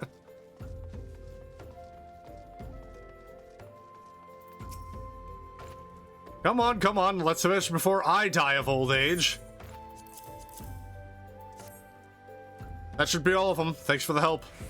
Reckon it won't take too long to deliver the corpses to the Lich Yard. Even so, you might want to hurry back and tell them that our work here is done.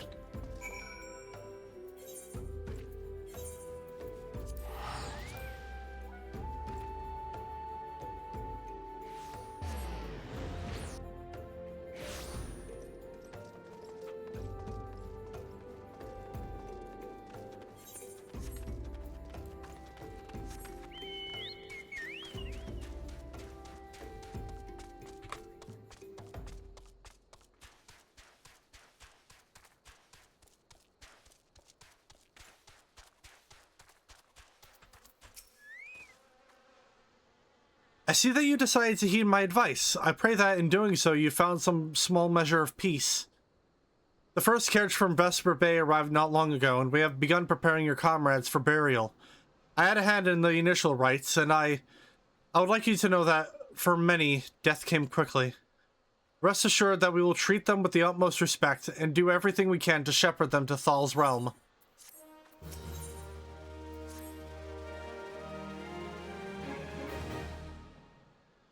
Although we can perform the rites for most of the Scions, there is one whom we cannot accept. We would like you to return this one to help her people. We would like you to return this one to her people, the Sylphs of Little Solace. It is only proper that she be given into the care of her friends and family, so that they may mourn her in accordance with Sylphic traditions.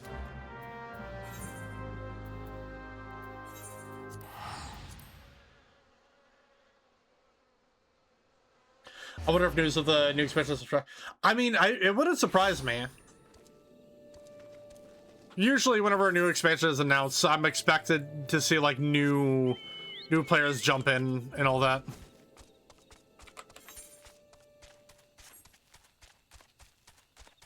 I mean, it wouldn't surprise me if like part of the reason why my brother is getting back into 14 is because of the Evangelion raid announcement.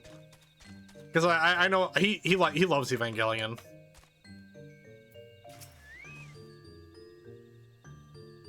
This one is surprised to see Walking One in Little Solace. How can these ones assist Walking One? How do I put it this? You know, just here's your friend's dead corpse. Neuraxia, but this one does not understand.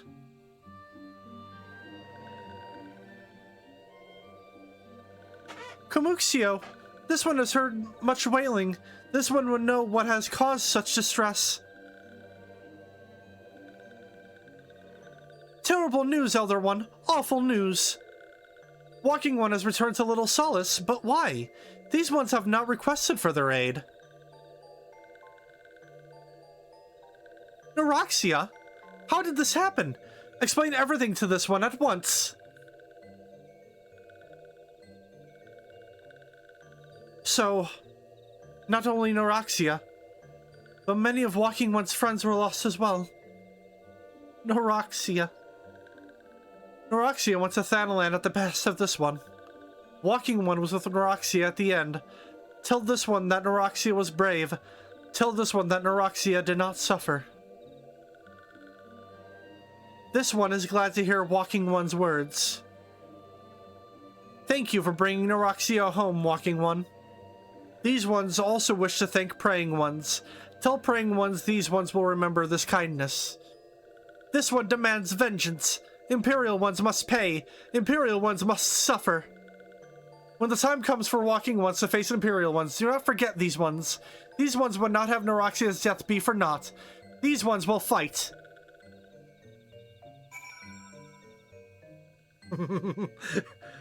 A self aside. Time to wage war on all Walking Ones. To arms, my sylphs!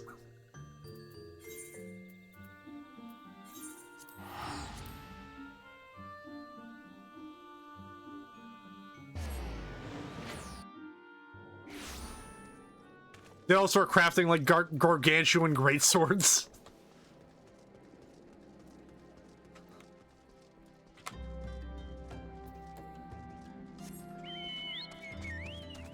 Oh god, could you imagine a Sylph Dark Knight?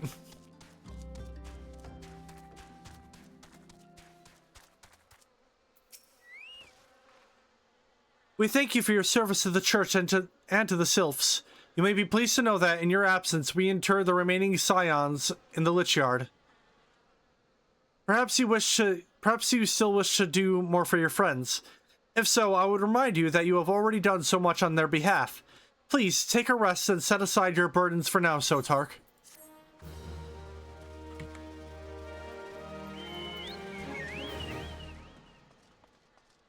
This will be the last quest we do before we call it a night. I'm not imagining it, Sotark. I know I'm being watched. This is different. Sinister. And as if I am under observation. The feeling comes and goes, but I felt it when I last ventured outside. Yes, I know I felt it. Will you look outside for me, please? It will only take a moment.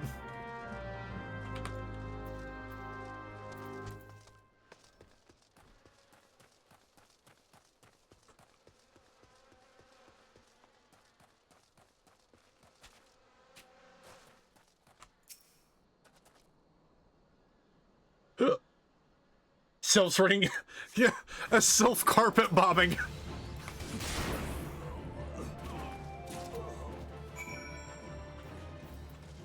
Good God.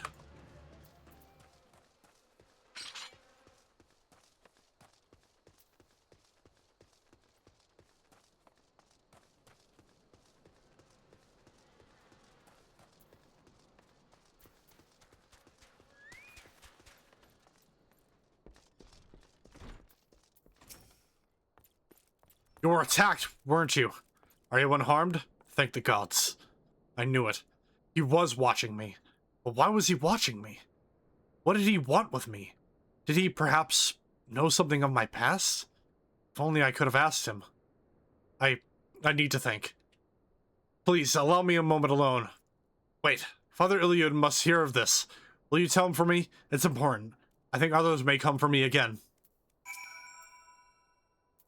Heavens forfend, that such a thing could happen on holy ground. Do you have any idea who this man was? Did you notice anything distinctive about his garb or possessions? This is Garlean's steel, which means the man who was watching Marcus was... Make haste to Camp Drybone at once. We must summon the immortal flames before more Imperials come. These ones love the smell of napalm in the morning. Jesus. Oh, it's Alpha now.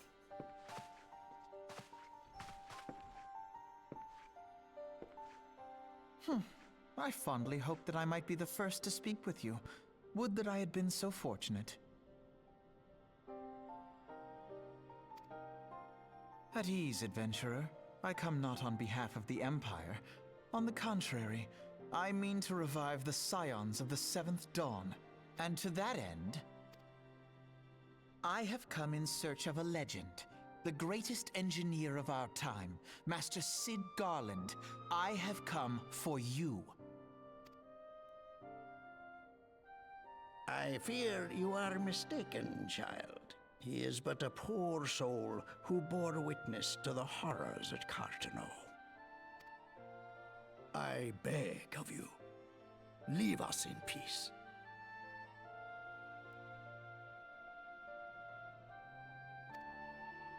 Wait,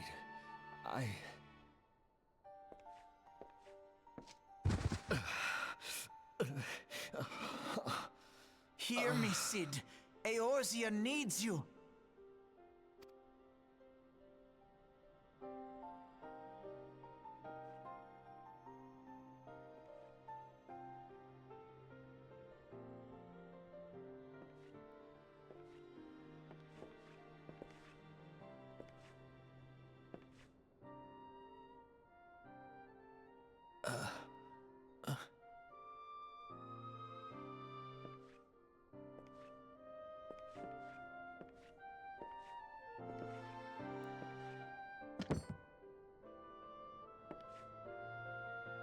Sid, was it? Here. These belong to you. I thought you bore the mark of greatness. It seems that I was right. Our time together was all too brief, but it felt as though my son had returned to me. You have brought joy to an old man's life. But it is time for you to help those who truly need you.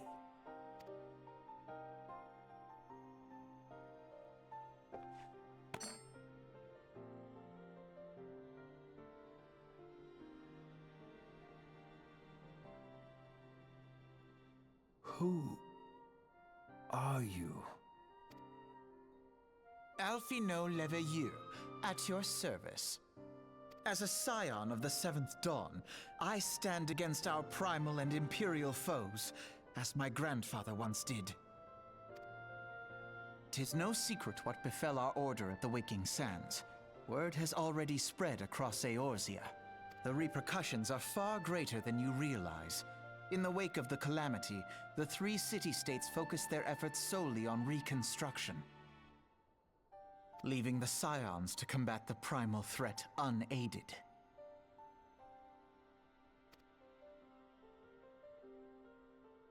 And lo, we are all but destroyed. Yet even as the nations mourn our demise and abandon what little hope they have left, we cannot forsake our duty, now least of all. The Ixal have summoned Garuda once more, and she torments the people of Kurthus as we speak. Ah, shit. Her appetite for destruction far exceeds that of other primals. Worse, in her present incarnation, our Baldessian colleagues believe she surpasses both Ifrit and Titan in strength. Yet, therein lies an opportunity. Were we somehow to defeat Garuda, it would serve as a warning to the other beast tribes that even their mightiest gods can be felled. I mean, I thought we kind of sent that message already with Titan Nifrit, but okay. If we are to face our foe, we must first circumvent the tempest that shields her sanctuary. And for that, we need an airship. Your airship, Sid. I have an airship? Yes, Sid, you do. Your very own airship. It was last seen in the skies over Gridania, not long before the calamity. So let us begin our search there. An airship? My airship?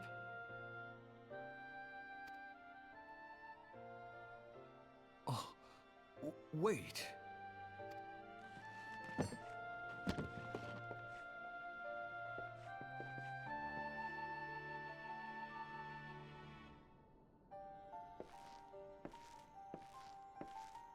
Yeah, there's the boy.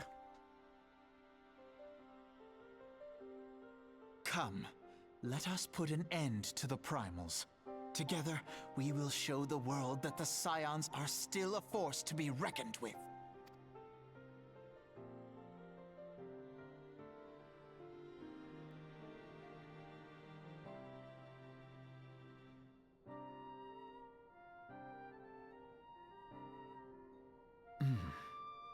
They need my airship. They need me.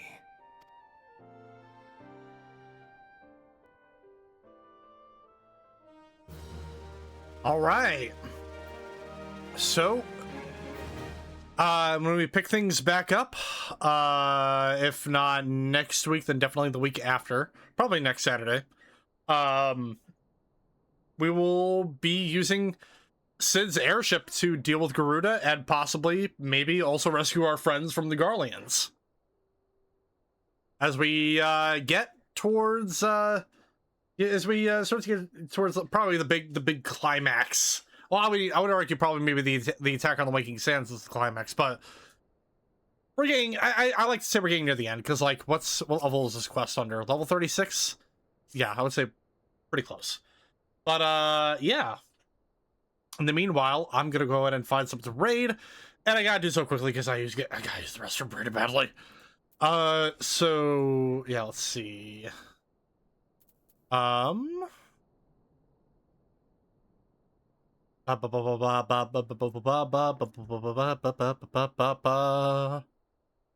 Who to raid? Who to raid? I see an Iroh. He's currently playing Palia? I don't know. We're gonna go raid Iroh. And as I get this raid set up, just remember everyone, if you guys enjoyed what you've seen, and you haven't already, don't forget to follow me on Twitch, turn on notifications for whenever I go live. There are links below to follow me with Instagram, Blue Sky Threads. So you get email straight to send announcements that I have. There was also a link to my YouTube channel that you can subscribe to, because that is where I post the VODs for all the Melon Mondays series I do for the channel, as well as all the other main playthroughs and WPW Saturday Night Showdown, all the fun stuff. Go subscribe if you haven't already. And there is the raid for Iroh.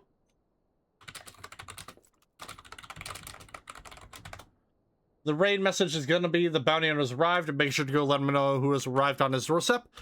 And with that being said, ladies and gentlemen, thank you all so much for watching. Hope you'll have a fantastic Friday night, evening, morning, whatever the case may be, and I will see you guys tomorrow for WPW Saturday Night Showdown, episode 69. Nice. So, have a good night, everyone, and see ya.